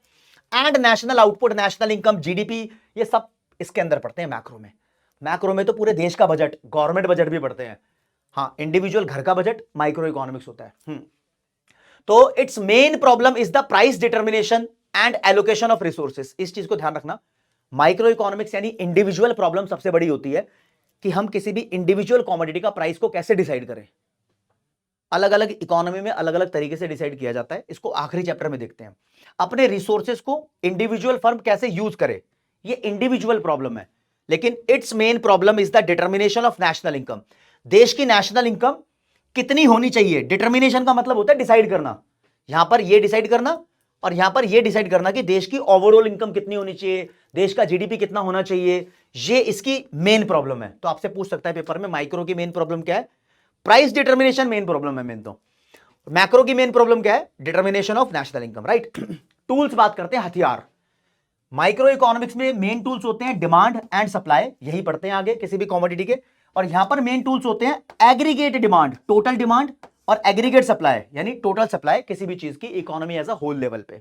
अब अंदर की बात बताता हूं भाई, माइक्रो इकोनॉमिक्स का नाम है एक और, इसको बोलते हैं प्राइस थ्योरी या थ्योरी ऑफ प्राइस, ये दूसरा नाम है, पेपर में आ सकता है, ठीक है। यहां पर मेन प्रॉब्लम क्योंकि प्राइस को डिसाइड करना होता है। मैक्रो इकोनॉमिक्स का दूसरा नाम है theory of determination of income and employment. ये पूरा चैप्टर भी होता है मैक्रो इकोनॉमिक्स में जब पढ़ते हैं। एम्प्लॉयमेंट, अरे यार पूरा लिख देता मैं, पतला कर दूं पेन का रंग तब आ जाएगा। एंड एम्प्लॉयमेंट, ये इसका दूसरा नाम है। अब तुम्हें हवाबाजी के लिए बताता हूं, बच्चे मेरे से पढ़ रहे हैं, थोड़े इंटेलिजेंट भी होने चाहिए। क्लास में कोई तुम्हारे ऊपर सुपर पावर दिखा रहा हो ना, ज्यादा हवाबाजी कर रहा हो, तो कोर्स में तो नहीं है ये चीज, लेकिन तुम मजे ले सकते हो लेने भी चाहिए भाई। जो ज्यादा ओवर पावर्ड हो रहा हो उसको बताओ, उससे पूछो भाई माइक्रो इकोनॉमिक्स के तीन नाम, दो नाम और बता। प्राइस थ्योरी, माइक्रो इकोनॉमिक्स, ये तो बता देगा वो। इसका एक नाम और होता है, इसको बोलते हैं थ्योरी ऑफ स्लाइसिंग, ठीक है। और मैक्रो इकोनॉमिक्स का एक नाम और होता है, इसको बोलते हैं थ्योरी ऑफ लंपिंग। देखो जी, ये नाम मैं वहां पर भी यूज करता हूं जहां पर मैं बच्चों को सीए की तैयारी करवाता हूं। आपको पता ही है कि तुम्हारा भाई 11th में 12th में फिर सीए में भी प्रिपरेशन करवाता है। तुम्हारा दामन तुम्हारा करियर बनाने का पूरा ठेका ले लेता है, तो तुम्हारे लिए हमेशा डेडिकेटेड रहते हैं। तो मेरी क्लासेस देखोगे तो हमेशा करियर की कुछ बात जानने को मैं आपको ऑफर करता ही रहता हूं कि ये चीज वो चीज। तो स्लाइसिंग और लंपिंग का मतलब क्या होता है, लंपिंग का मतलब भी टोटल होता है, स्लाइस का मतलब होता है टुकड़े। संतरा लो, उसके टुकड़े टुकड़े कर दो, मतलब स्लाइस काट दो। तो टुकड़े मतलब इंडिविजुअल, इसलिए इनके नाम है, लेकिन तुम्हारे कोर्स में नहीं है नाम, ये वाले नाम तुम्हारे कोर्स में। माइक्रो मैक्रो भी हो गया, लास्ट टॉपिक रह गया, फिर ये खत्म हो जाएगा। इसका नाम है प्रोडक्शन पॉसिबिलिटी कर्व, या इसको प्रोडक्शन पॉसिबिलिटी फ्रंटियर भी बोलते हैं, ट्रांसफॉर्मेशन कर्व भी बोलते हैं, प्रोडक्शन पॉसिबिलिटी बाउंड्री भी बोलते हैं। चार चार नाम बता दिए मैंने, इसके पांचों बता देता हूं। इसको मार्जिनल अपॉर्चुनिटी कॉस्ट कर्व भी बोलते हैं। जी हाँ आ जाओ जी आ जाओ, कितने सारे नाम बता रहे हो। पहले समझा देता हूं है क्या चीज ये। देखो मेरे दोस्त, आप कुछ भी समझने से पहले ना, क्योंकि बहुत घातक टॉपिक है, आप ये सोचो पहले, दिल्ली से मुंबई का रास्ता फ्लाइट के थ्रू कितने घंटे का होता है। गूगल कुछ भी करके देख लेना, आएगा 3 घंटे के आसपास, 3-4 घंटे। तो बोलेंगे मुंबई से दिल्ली फ्लाइट से यानी एरोप्लेन से कितनी देर में पहुंच जाएंगे, सब बोलेंगे 3-4 घंटे। अच्छा मेरे से पूछो, दिल्ली से गुड़गांव कितनी देर में पहुंच जाओगे, जहां मैं रहता हूं वहां से गुड़गांव 1 घंटे में पहुंच जाते हैं। अच्छा ऐसे है, सब लोग ऐसे ही आंसर देते हैं, लेकिन कोई ये नहीं बताता कि मेरे आंसर के पीछे बहुत सारी अजम्पशंस हैं। सबके आंसर के पीछे बहुत अजम्पशन होती है। मैं बोल रहा हूं दिल्ली से गुड़गांव 1 घंटे में पहुंच जाऊंगा, तो इसका मतलब रास्ते में ट्रैफिक ज्यादा नहीं मिलेगा, गाड़ी पंचर नहीं होगी, मौसम ठीक रहेगा, बारिश नहीं आएगी। अज्यूम करके चल रहा हूं, बता नहीं रहा। वो बोल रहा है दिल्ली से मुंबई 3-4 घंटे में पहुंच जाएंगे, ये भी अज्यूम करके चल रहे हैं भाई, फ्लाइट खोएगी नहीं, गायब नहीं होगी, फ्लाइट डिले नहीं होगी, मौसम ठीक रहेगा, बहुत कुछ अज्यूम करके चलते हैं। तो यहां पर अजम्पशंस की गेम है, जो मैं अब आपको समझाऊंगा। देखो मेरे दोस्त, आप अज्यूम करके चलो कि आपके पास एक रिसोर्स है, रिसोर्स मतलब जमीन है, लैंड है, और यहां पर तुम दो गुड्स का प्रोडक्शन कर रहे हो। अज्यूम ही कर रहा हूं कि मेरे पास एक रिसोर्स है, यहां पर दो गुड्स का प्रोडक्शन कर रहा हूं, एक्स और वाई। आप मान लो चाहे गन और बटर, ठीक है, कुछ भी मान लो, मैं एक्स और वाई मान के चलता हूं। इधर गुड एक्स का प्रोडक्शन कर रहा हूं, इधर गुड वाई का प्रोडक्शन कर रहा हूं।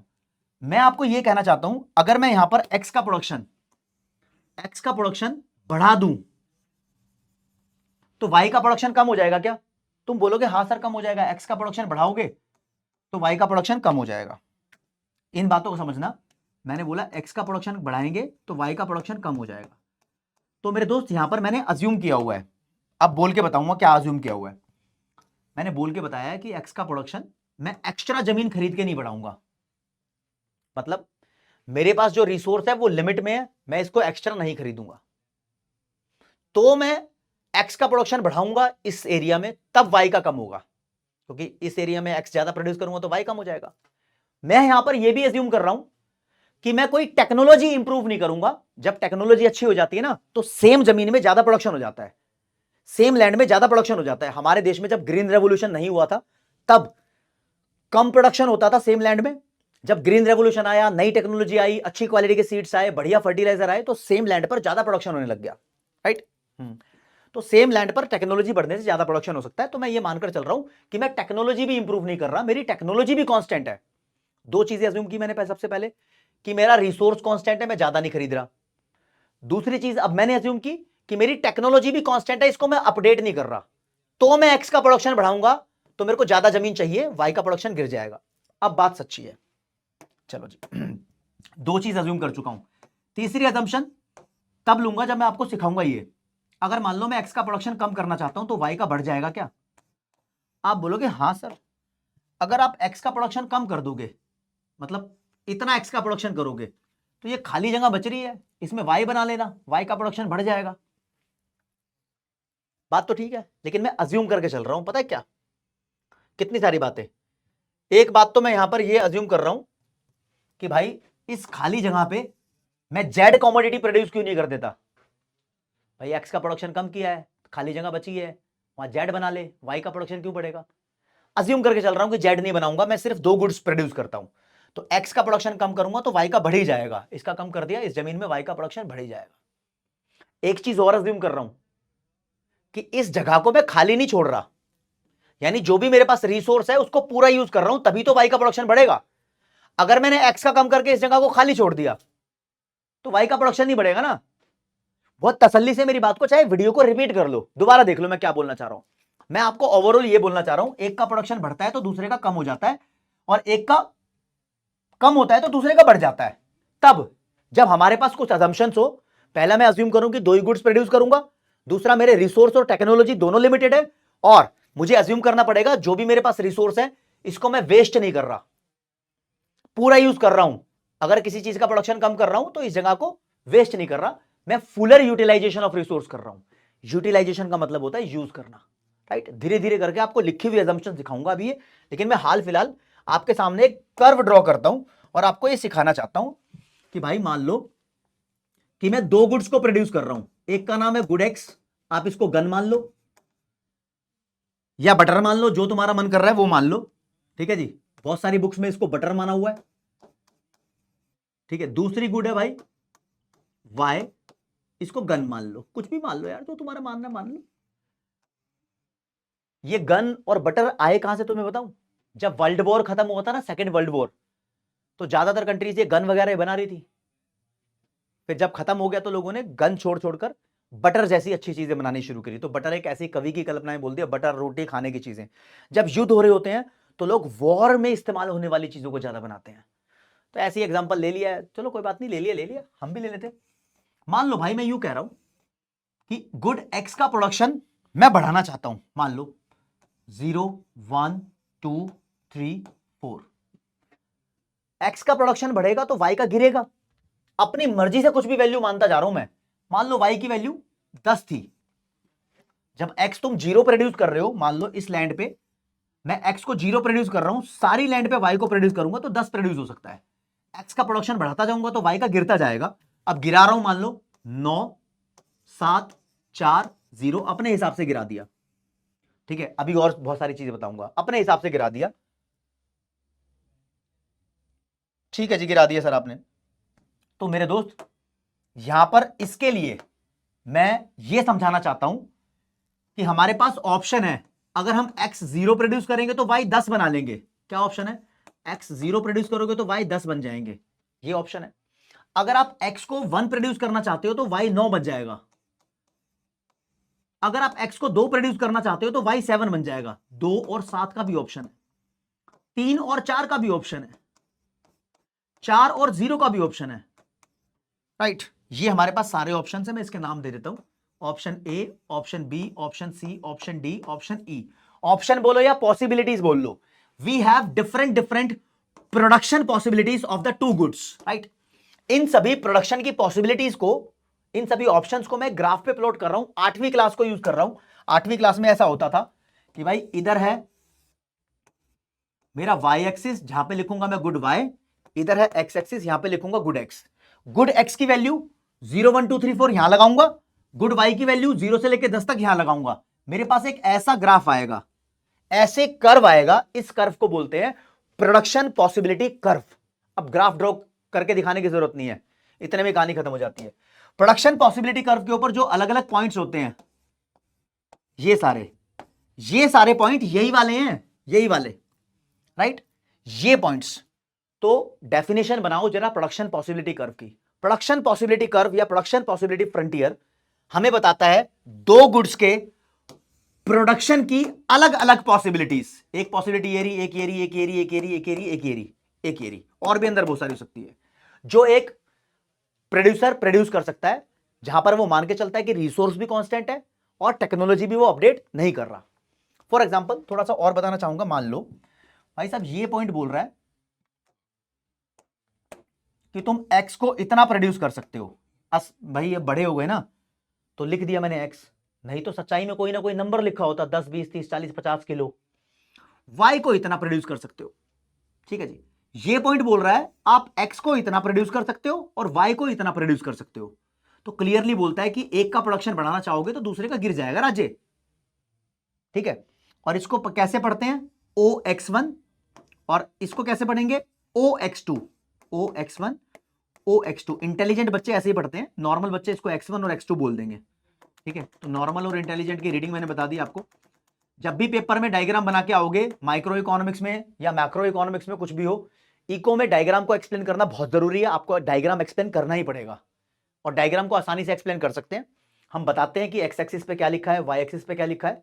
तो in the above diagram x axis shows the good x, y axis shows the good y, and यहां नाम दे दो a b, this is the production possibility curve. ऐसे कुछ करके जो भी डायग्राम में दिख रहा है वो बेसिक बेसिक चीजें एक्सप्लेन कर देते हैं। अगर आपको डायग्राम को प्रॉपरली एक्सप्लेन करना नहीं आता तो डरना मत, डायग्राम की प्रॉपर एक्सप्लेनेशन हो या ना हो, छोटी मोटी एक्सप्लेनेशन हो, टीचर नंबर दे देते हैं, कोई दिक्कत वाली बात नहीं है, ठीक है। बस कॉन्सेप्ट ओके होना चाहिए उससे, राइट। तो भैया ये प्रोडक्शन पॉसिबिलिटी कर्व है, इसकी थोड़ी डेफिनेशन देख लो, मजा भी आ जाए। यहां लिखा है मैंने, प्रोडक्शन पॉसिबिलिटी कर्व बोलो पीपीसी, या प्रोडक्शन पॉसिबिलिटी फ्रंटियर बोलो पीपीएफ, एक ही बात है। ट्रांसफॉर्मेशन कर्व बोल सकते हैं इसको, मार्जिनल अपॉर्चुनिटी कॉस्ट कर्व बोल सकते हैं, और ग्रेजुएशन में लिखा मिलता है पीपीबी, प्रोडक्शन पॉसिबिलिटी बाउंड्री भी बोल सकते हैं। तो क्या होता है ये भाई, एक बार यहां ड्रॉ कर लेते हैं ताकि डेफिनेशन समझने में आसानी रहे। ये बनाया था हमने प्रोडक्शन पॉसिबिलिटी कर्व, ये लो जी, ये लो जी, ये लो जी, ये लो जी, ये लो जी, बहुत सारे पॉइंट्स हैं। तो लिखा है इट इज अ कर्व, जी हाँ एक कर्व है, showing different combinations of the production of two goods. ये डिफरेंट डिफरेंट कॉम्बिनेशन दिखा रहा है दो गुड्स के प्रोडक्शन के, गुड एक्स का प्रोडक्शन, गुड वाई का प्रोडक्शन, इसके अलग अलग कॉम्बिनेशंस दिखा रहा है, सही बात है। Out of given resource and constant technology, हमने मान रखा है कि हमारे पास रिसोर्स जो है वो भी लिमिटेड है। गिवन रिसोर्स का मतलब लिमिटेड रिसोर्स होता है, और कांस्टेंट है टेक्नोलॉजी, इसको भी अपडेट नहीं कर रहे हैं, ये बात हमने मान ली। चलो जी, थोड़ी सी कर्व के बारे में और बातें पढ़ते हैं भाई।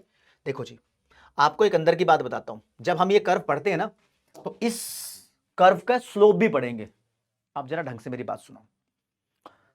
स्लोप का मतलब क्या होता है? स्लोप का मतलब होता है शेप। जो ये प्रोडक्शन पॉसिबिलिटी कर्व है, इसका ढलाव, इसकी शेप कैसी है? गिरती हुई, गिरती हुई, राइट। तो ये पीपीसी कर्व उल्टे हाथ से सीधे हाथ की तरफ गिरता है, ये लेफ्ट साइड, ये राइट साइड। तो production possibility curve is downward sloping from the left side to the right side, ये मानते हैं, राइट। और मेरे दोस्त प्रोडक्शन पॉसिबिलिटी कर्व ऐसा होता है, ऐसा, ये और ये जो इसके हाथ हैं, ये दोनों ओरिजिन को ऐसे पकड़ने वाले हैं बिच्छू के डंक की तरह। ऐसे सभी कर्व्स को बोलते हैं कॉन्वेक्स। तो प्रोडक्शन पॉसिबिलिटी कर्व कॉनकेव है, कॉनकेव, ऐसे सभी कर्व को बोलते हैं कॉनकेव। तो production possibility curve concave to origin है। अगर कोई कर्व ऐसा है तो इसको कॉन्वेक्स बोलते हैं। ये ऐसे पुट्ठा दिखा, ऐसे दिखा, ऐसे ऐसे ओरिजिन को ऐसे दिखा रहा है पिछवाड़ा, राइट, समझ रहे हो? तो पता होना चाहिए आपको। अच्छा जी, this is convex, this is concave, okay. लेकिन ये भी नीचे गिर रहा है, डाउनवर्ड स्लोपिंग है, ये भी नीचे गिर रहा है, डाउनवर्ड स्लोपिंग है।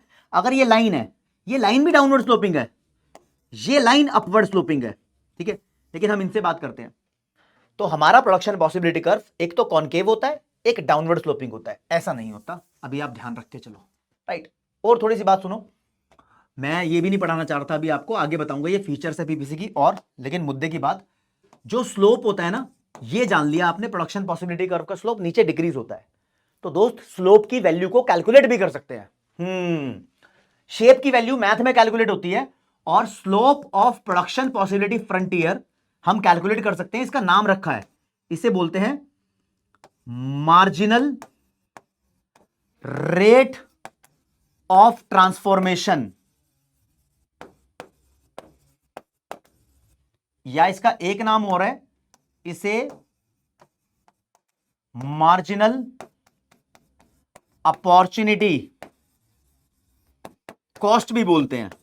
अगर आप शॉर्ट में लिखना चाहो तो ये हो गया MOC और ये हो गया MRT। कोई बार बार कंफ्यूज मत होना, MRT और MOC सेम बात है। ये क्या है? ये प्रोडक्शन पॉसिबिलिटी कर्व के स्लोप का नाम है। इसको कैलकुलेट कैसे करते हैं वही बता रहा हूं। कैलकुलेट करने का फॉर्मूला है भाई, MRT या MOC एक ही बात है। इसको कैलकुलेट करने का फॉर्मूला है चेंज। ये क्या लिखा है? चेंज। डेल्टा का मतलब चेंज होता है, चेंज का मतलब यहां पर डिफरेंस होता है। डिफरेंस यानी गैप, दो वैल्यू का अंतर। Change in the production of good Y upon change in the production of good x. इस अपॉन को रेशो भी बोल सकते हो, change in y ratio change in x, right. ये प्रोडक्शन पॉसिबिलिटी का स्लोप है। इसकी वैल्यू को कैलकुलेट करना आ सकता है, कर देते हैं भाई। ये लो, मान लो मैंने कर्व बनाया था ना पहले, यहीं पर वैल्यू कैलकुलेट कर देते हैं। इधर लिख देते हैं MRT कैलकुलेट कर रहे हैं, जिसका formula delta y is to delta x होता है। चलो जी, कर लो कैलकुलेट। आओ जी, y की वैल्यू में चेंज निकालेंगे। पहली वैल्यू क्या है? 10। चेंज निकालने के लिए दो वैल्यू चाहिए होती है, तो शुरू में चेंज नहीं आएगा, डैश।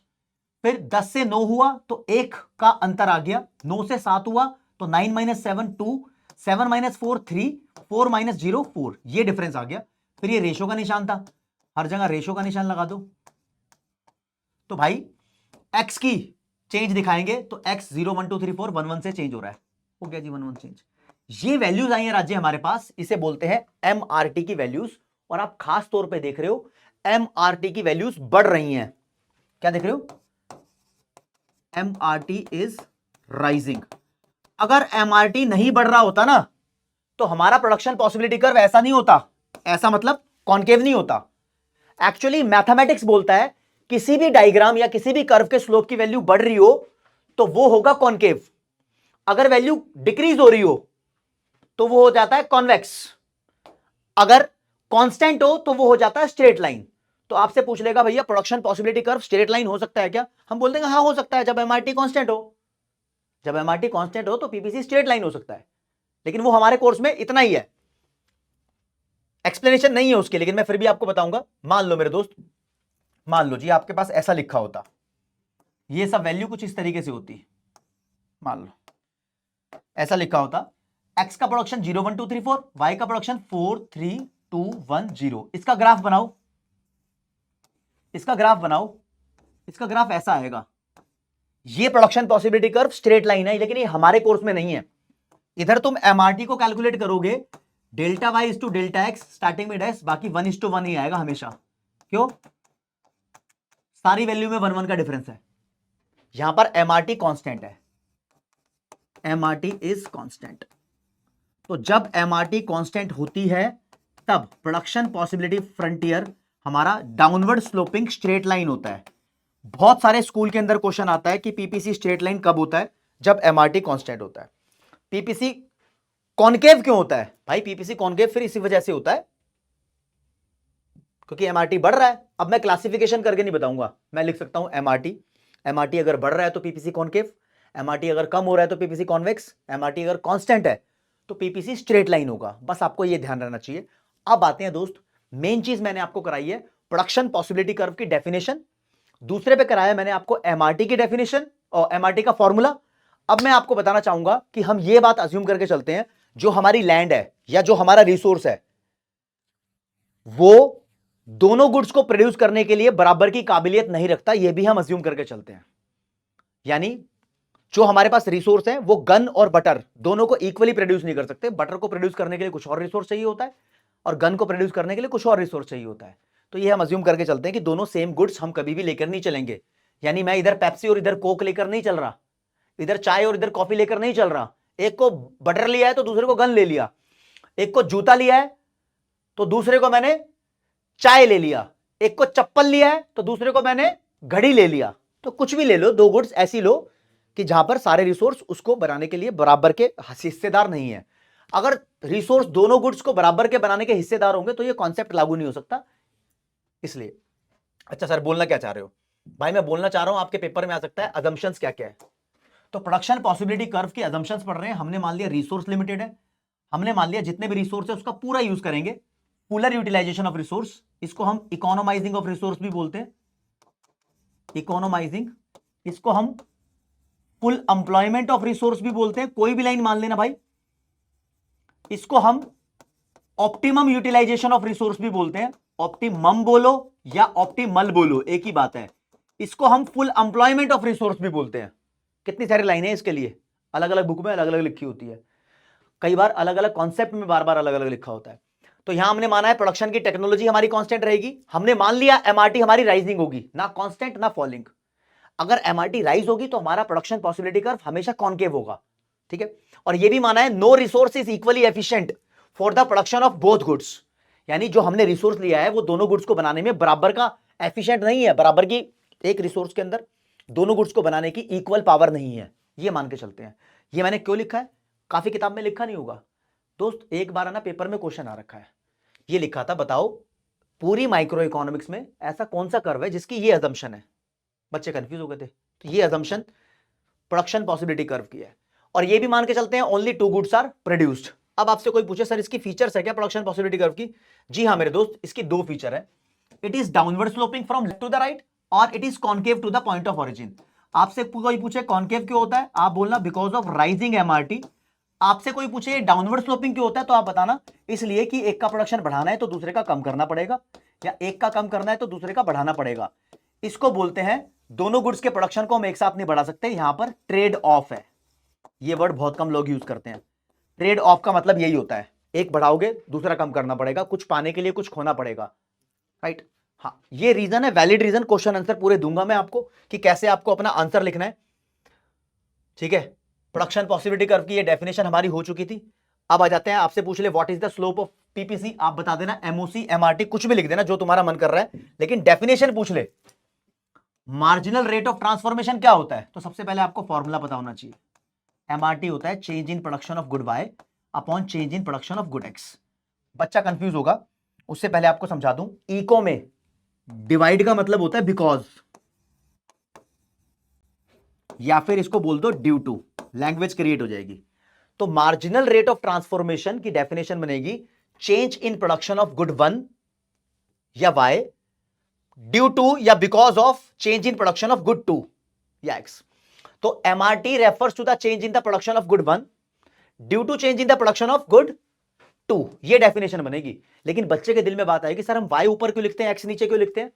एक्स को ऊपर लिख लो ना, अरे भाई किसी को भी ऊपर लिख लो, बस ऊपर वो लिखना जिसका प्रोडक्शन कम हो रहा हो, सेक्रीफाइसिंग मतलब कम हो रहा हो, नीचे उसको लिखना जिसका प्रोडक्शन बढ़ रहा हो, गेनिंग हो रहा हो। जैसे कि मैंने जो एग्जांपल लिया था यहां पर जिसका प्रोडक्शन कम हो रहा था वो वाई है, इसको मैंने पहले लिखा यानी ऊपर, और नीचे लिखा जिसका प्रोडक्शन बढ़ रहा हो, गेनिंग हो। तो ये लिखने का तरीका होता है, बच्चों को टॉप बनाने का पूरा हमारा मिशन है।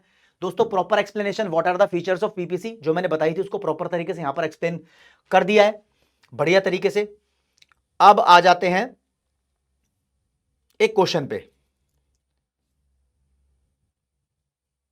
लो जी ये क्वेश्चन आ गया, लिखा है give reason and comment on the shape of production possibility curve based on the following schedule. Schedule का मतलब इको में होता है टेबल। कहता है नीचे एक टेबल दिया है, आप इससे एक प्रोडक्शन पॉसिबिलिटी कर्व के बारे में कुछ बताओ। भाई हम ड्रॉ नहीं करेंगे, हम एमआरटी निकालेंगे। ऐसे क्वेश्चन में एमआरटी निकालते ही हमें पता लग जाएगा पीपीसी कैसा है। एमआरटी कांस्टेंट है तो पीपीसी स्ट्रेट लाइन होगा, एमआरटी बढ़ रही है तो पीपीसी कॉनकेव होगा। निकालते हैं। ये लिखा है गुड एक्स, ये लिखा है गुड वाई। आप ऐसे नोट कर लेना, गुड एक्स गुड वाई। इसकी वैल्यू 0 से लेके 4 तक, 0 1 2 3 4। वाई की वैल्यू 10 से लेके 0 तक, 10 9 7 4 0। यहां पर आप एमआरटी कैलकुलेट करना, इसके थ्रू हम बता पाएंगे कि पीपीसी की शेप कैसी है। शेप के बारे में पूछा है ना, निकालोगे तो डेल्टा वाई स्टार्टिंग में डैश, फिर मेरी वाली वैल्यू है 10 9 7 4, तो 1 2 3 4 रेशियो का निशान लगाना। एक्स में चेंज बार बार 1 1 का है, 1 1 1, तो हम सीधा बताएंगे MRT is rising and that's why production possibility curve will be downward sloping. तो होगा ही, क्योंकि एक का प्रोडक्शन कम हो रहा है दूसरे का बढ़ रहा है, डाउनवर्ड स्लोपिंग। लेकिन साथ साथ में आप बोलोगे कॉनकेव भी होगा, concave to the point of origin या कॉनकेव टू ओरिजिन। ये कमेंट करनी है, तब तुम्हें पूरे नंबर मिल जाएंगे। बहुत बार आता है पेपर में ऐसा क्वेश्चन।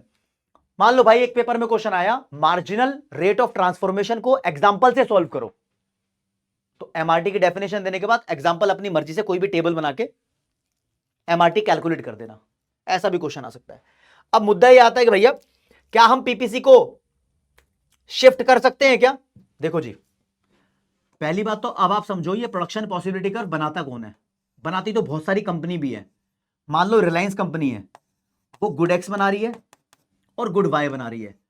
तो रिलायंस कंपनी देखती है भैया, मान लो वाई का प्रोडक्शन इतना है, एक्स का इतना है, तो रिलायंस देखती है अगर उसको एक्स का प्रोडक्शन बढ़ाना है तो वाई का कितना गिर जाएगा। ये सब चेक करती है सभी कंपनीज, समझ रहे हो? इसलिए रियल है। इकोनॉमिस्ट को बुलाते हैं, उनको चार्ट दिखाते हैं, इकोनॉमिस्ट पीपीसी बनाते हैं और एनालिसिस निकालते हैं। ये तो हल्का एनालिसिस पढ़ रहे हो, बड़ी क्लास में ज्यादा बड़े बड़े एनालिसिस हो जाते हैं, राइट। चलो जी, ये तो पीपीसी के बारे में छोटी छोटी बात बताई है। अब मेरे दोस्त कहते हैं पीपीसी शिफ्ट हो सकता है। अगर पीपीसी की अजम्पशंस को ब्रेक किया जाए, तोड़ा जाए, मैं बोलूं कि मेरे पास इतनी लैंड है, राइट, तो मैं एक्स का प्रोडक्शन इतना कर रहा हूं, वाई का इतना कर रहा हूं। अब अगर मेरे पास लैंड बढ़ जाती है तो मैं यहां एक्स का प्रोडक्शन इतना कर सकता हूं, वाई का इतना कर सकता हूं।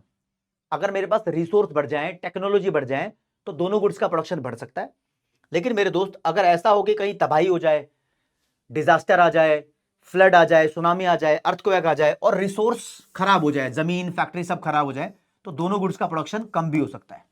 तो वही बता रहा हूं, टॉपिक है shift in production possibility curve. अब प्रोडक्शन पॉसिबिलिटी कर्व शिफ्ट होता है दो रीजंस की वजह से, समझ रहे हो? वो रीजन ढंग से समझाऊंगा आपको। और सबसे पहले यह बताना चाहता हूं दोस्तों कि प्रोडक्शन पॉसिबिलिटी कर्व राइटवर्ड और लेफ्टवर्ड दो तरीके से शिफ्ट हो सकता है। तो पहले बता दूं, production possibility curve rightward shift हो जाता है और कभी कभी लेफ्टवर्ड शिफ्ट हो जाता है। जैसे कि मान लो मैंने ये बना दिया, ये मेरा प्रोडक्शन पॉसिबिलिटी कर्व है। एक प्रोडक्शन पॉसिबिलिटी कर्व दिखाता है कि एक इकोनॉमी के अंदर कितनी पोटेंशियल है, कितनी ताकत है दोनों गुड्स को प्रोड्यूस करने की। एक्स को प्रोड्यूस करने की इतनी ताकत है, वाई को प्रोड्यूस करने की इतनी ताकत है। अगर राइटवर्ड शिफ्ट हो गया तो ऐसा चला जाएगा, ये बता रहा है कि तुम एक्स को पहले से ज्यादा बना सकते हो, वाई को भी पहले से ज्यादा बना सकते हो। ऐसा कब होगा? जब तुम्हारे पास रिसोर्स इंक्रीज हो जाएंगे या टेक्नोलॉजी इंक्रीज हो जाएगी। अच्छा जी, हाँ, जो मेरा प्रोडक्शन पॉसिबिलिटी कर्व है वो मान लो ये है, ये लेफ्टवर्ड शिफ्ट भी हो सकता है। अगर कहीं तबाही हो जाए, रिसोर्स मेरे डिक्रीज हो जाए या टेक्नोलॉजी खराब हो जाए, तो वो बताएगी तुम एक्स का प्रोडक्शन पहले से कम कर पाओगे, वाई का प्रोडक्शन भी पहले से कम कर पाओगे। तो मेरा पीपीसी राइटवर्ड लेफ्टवर्ड दोनों तरफ शिफ्ट हो सकता है। रीजन दो होते हैं, इधर रिसोर्स मेरे चेंज हो जाए या फिर मेरी टेक्नोलॉजी बदल जाए। तो भाई साहब आ सकता है एग्जाम के अंदर तक causes of shift in PPC. तो मैं यहां पर आपको एक आंसर लिखा हुआ दिखा देता हूं ताकि आपको पता लग जाए कि क्या क्या कोजेस हो सकते हैं। Causes of shift in PPC, पहला रीजन चेंज इन रिसोर्स और दूसरा reason change in technology. Resource ज्यादा हो जाए पीपीसी राइटवर्ड शिफ्ट, रिसोर्स कम हो जाए पीपीसी लेफ्टवर्ड शिफ्ट, टेक्नोलॉजी अच्छी हो जाए पीपीसी राइटवर्ड शिफ्ट, टेक्नोलॉजी बेकार हो जाए पीपीसी लेफ्टवर्ड शिफ्ट। तो और अलग से आपसे पूछ ले भाई बताओ राइटवर्ड शिफ्ट ऑफ पीपीसी के क्या रीजन है, पीपीसी लिखो या पीपीएफ एक ही बात है, ठीक है। राइटवर्ड शिफ्ट के रीजन है या तो टेक्नोलॉजी अच्छी हो गई या रिसोर्स बढ़ गए। लेफ्टवर्ड शिफ्ट के क्या रीजन है, या तो मेरा रिसोर्स कम हो गया या टेक्नोलॉजी बेकार हो गई। बेकार होने को डिग्रेडेशन भी बोलते हैं। एक्चुअली ये बहुत इंपॉर्टेंट क्वेश्चन है, आपसे पीपीसी के बारे में जनरली क्वेश्चन आ ही सकता है। डेफिनेशन आ सकती है, अजम्पशन आ सकती है, एमआरटी का आ सकता है, और पीपीसी शिफ्ट होता है कैसे वो आ सकता है। और आपको अंदर की बात बताऊं दोस्त मेरे, एक बार तो क्वेश्चन ऐसा आ रखा है, तुम्हारे सामने ही पेश कर देता हूं। ये पीपीसी की फीचर्स हैं आंसर के साथ जो आपको मिल जाएंगी। ये राजी, ये लिखा हुआ है show the following situation with PPF. PPF के हिसाब से सिचुएशन बताओ। तो एक प्रोडक्शन पॉसिबिलिटी कर्व बनाओ, आपसे पूछा है कि फुलर यूटिलाइजेशन ऑफ रिसोर्स बताओ। तो पीपीसी का कोई भी पॉइंट दिखा दो, कोई भी पॉइंट, मान लो ये दिखा दिया। पीपीसी के ऊपर हर एक पॉइंट ये बताता है कि हमने अपने रिसोर्स को पूरे तरीके से इस्तेमाल किया है। Every point on a PPC shows fuller utilisation, full employment of resources, right. हाँ जी। अगला बोलता है इंक्रीज इन रिसोर्स दिखाओ पीपीसी के ऊपर। इंक्रीज इन रिसोर्स का मतलब ग्रोथ इन रिसोर्स, रिसोर्स बढ़ गए हैं तो पीपीसी को राइटवर्ड शिफ्ट करके दिखा दो। रिसोर्स बढ़ने से पीपीसी राइटवर्ड शिफ्ट हो जाता है। फिर बोलता है अंडर यूटिलाइजेशन ऑफ रिसोर्स दिखाओ। देखो जी, पीपीसी के ऊपर कोई भी पॉइंट है वो फुलर यूटिलाइजेशन ऑफ रिसोर्स दिखाता है। इसके अंडर में कोई पॉइंट है तो ये दिखाएगा अंडर यूटिलाइजेशन ऑफ रिसोर्स। कुल मिला के मतलब समझो, ये मेरा पीपीसी, इसके ऊपर जितने भी पॉइंट होते हैं ये दिखाते हैं फुलर यूटिलाइजेशन ऑफ रिसोर्स। इसके बाहर जो पॉइंट होता है यहां हमारी औकात नहीं है पहुंचने की, क्योंकि हमारे पास पोटेंशियल ही इतनी है। इसको बोलते हैं अनअटेनेबल, अनअटेनेबल या फिर नॉन फीजिबल रीजन। इसके अंदर जो पॉइंट है, मान लो पीपीसी के अंदर कितने भी पॉइंट हो सकते हैं, कितने भी, ये सभी पॉइंट ये दिखाते हैं भाई हमने अपने रिसोर्स को पूरा यूज नहीं किया इसलिए हम अंदर है। This is called under utilisation या अंडर एम्प्लॉयमेंट ऑफ रिसोर्स, कुछ भी बोल दो। जब एक देश या एक कंपनी अपने रिसोर्स को पूरे तरीके से इस्तेमाल करेगी तो ही वो पीपीसी के ऊपर प्रोडक्शन कर पाएगी, अदरवाइज नहीं कर पाएगी। तो ये बाउंड्री, ये लिमिट दिखाती है। और भाई एक बार क्वेश्चन ये भी आया हुआ है, ये लिखा है an economy always produce on PPC but not inside PPC. True है या फॉल्स है? एक इकोनॉमी हमेशा पीपीसी के ऊपर प्रोडक्शन करती है, अंदर नहीं करती। इनसाइड मतलब अंदर या बिलो, भाई डिपेंड करता है। एक इकोनॉमी ने अगर अपने रिसोर्स सारे यूज कर लिए तो पीपीसी के ऊपर करेगी, जो कि करती नहीं ज्यादातर इकोनॉमी, राइट। इकोनॉमी ने अगर अपने सारे रिसोर्स पूरे कंप्लीट यूज नहीं किए, एफिशिएंटली यूज नहीं किए, तो वो पीपीसी के अंडर प्रोडक्शन करेगी, राइट। तो ये लाइन फॉल्स है, हमेशा ऐसा नहीं होता भाई। हो सकता है कि PP economy under utilisation of resource कर रही हो तो पीपीसी के अंदर कहीं ना कहीं प्रोडक्शन करेगी। ये लो जी, ये पीपीसी बना दिया, इसके अंदर का प्रोडक्शन, राइट। अब देखो जल्दी जल्दी समझेंगे दोस्तों, फटाक से चीजें। ये मेरा पीपीसी है ना, ऐसे शिफ्ट भी हो सकता है, ऐसे। इसे शिफ्ट नहीं बोलते, इसे रोटेशन बोलते हैं। This is the right word, rotation. ये रोटेशन बता रही है कि एक ही कॉमोडिटी का प्रोडक्शन बढ़ा है, दूसरी का नहीं बढ़ा। इसके दो रीजन होते हैं, या तो सिर्फ सिंगल इस कॉमोडिटी के लिए रिसोर्स बढ़ गए हो, या इसी कॉमोडिटी के लिए टेक्नोलॉजी अच्छी हो गई हो। गन बनाने का, मान लो गन बनाने का सौदा बढ़ गया, राइट। कभी कभी पीपीसी ऐसे शिफ्ट हो जाता है, इसे भी शिफ्ट नहीं बोलते, इसे लेफ्टवर्ड रोटेशन बोलते हैं। ये बताता है कि भाई इस चीज के लिए तो टेक्नोलॉजी और रिसोर्स कांस्टेंट है, चेंज नहीं हुए, लेकिन इस चीज को बनाने के रिसोर्स या तो कम हो गए या टेक्नोलॉजी इसके लिए खराब हो गई। और सेम ऐसा भी हो सकता है, पीपीसी मेरा ऐसे चला गया तो इसे बोलते हैं अपवर्ड रोटेशन, रोटेशन। तो ये बोलता है कि सिर्फ गुड वाई के लिए रिसोर्स अच्छे हो गए या टेक्नोलॉजी अच्छी हो गई। अगर मेरा पीपीसी ऐसे चला जाए तो ये बोलता है भाई सिर्फ गुड वाई के लिए रिसोर्स खराब हुए हैं या टेक्नोलॉजी खराब हुई है। अगर मान लो पीपीसी नॉर्मल ये है, अगर पीपीसी ऐसा हो जाए सफेद रंग का, तो ये बोलता है कि गुड एक्स को बनाने के रिसोर्स या टेक्नोलॉजी अच्छी हो गई, लेकिन गुड वाई को बनाने के रिसोर्स या टेक्नोलॉजी बेकार हो गई, एंड इसका वाइसा वर्सा भी पॉसिबल है। आई होप तुम बढ़िया तरीके से पढ़ाई कर रहे हो, सही तरीके से तुम्हें फ्लो में समझ में आ रहा है। एक बार समराइज भी कर देता हूं ताकि आपको और अच्छे से क्लैरिटी हो जाए। प्रोडक्शन पॉसिबिलिटी कर्व के ऊपर आपको मीनिंग क्लियर, प्रोडक्शन पॉसिबिलिटीज की दो प्रॉपर्टीज होती है, दोनों क्लियर विद वैलिड रीजन, इसकी असम्पशन क्लियर, इसके causes of shift clear, right. अब मेरे दोस्त जरा ध्यान से समझना, जो प्रोडक्शन पॉसिबिलिटी कर्व शिफ्ट होता है ना, इसका आसान क्वेश्चन नहीं, आजकल अप्लाइड क्वेश्चन आता है। यानी कोई ना कोई रियल लाइफ सिचुएशन दे देगा आपको और फिर पूछेगा पीपीसी कहां शिफ्ट होगा। तो तुम जानते हो कि रिसोर्स के बढ़ने से तो राइट वर्ड शिफ्ट होता है, रिसोर्स के खराब होने से, रिसोर्स के डिस्ट्रॉय होने से लेफ्ट वर्ड शिफ्ट होता है। तो आ जाएगा फ्लड आ गई, कहीं अर्थक्वेक आ गया, सुनामी आ गई, तो बताओ पीपीसी कहां शिफ्ट होगा? तो लेफ्ट वर्ड शिफ्ट होगा। इसलिए एक प्रॉपर मैंने आपके लिए शीट बनाई हुई है जहां पर आपको वैलिड रीजन दोस्तों यहां दिए हुए हैं, आप देखना, ये देख लो। Rightward shift in PPC इन सभी रीजन की वजह से होगा। बेटी बचाओ, make in India, yoga, clean India, education, skill development और चेंज, मतलब इंक्रीज इन फॉरेन कैपिटल, विदेशी पैसा इंडिया के अंदर आ रहा हो, तो ये सब रीजंस है, ये नोट कर लेना, पेपर में यही आते हैं। पूछेगा इसकी वजह से कहां शिफ्ट होगा, तो इन सबसे या तो रिसोर्स बढ़ रहे हैं या हमारे पास टेक्नोलॉजी बढ़ रही है, बस आप ये ध्यान रखना।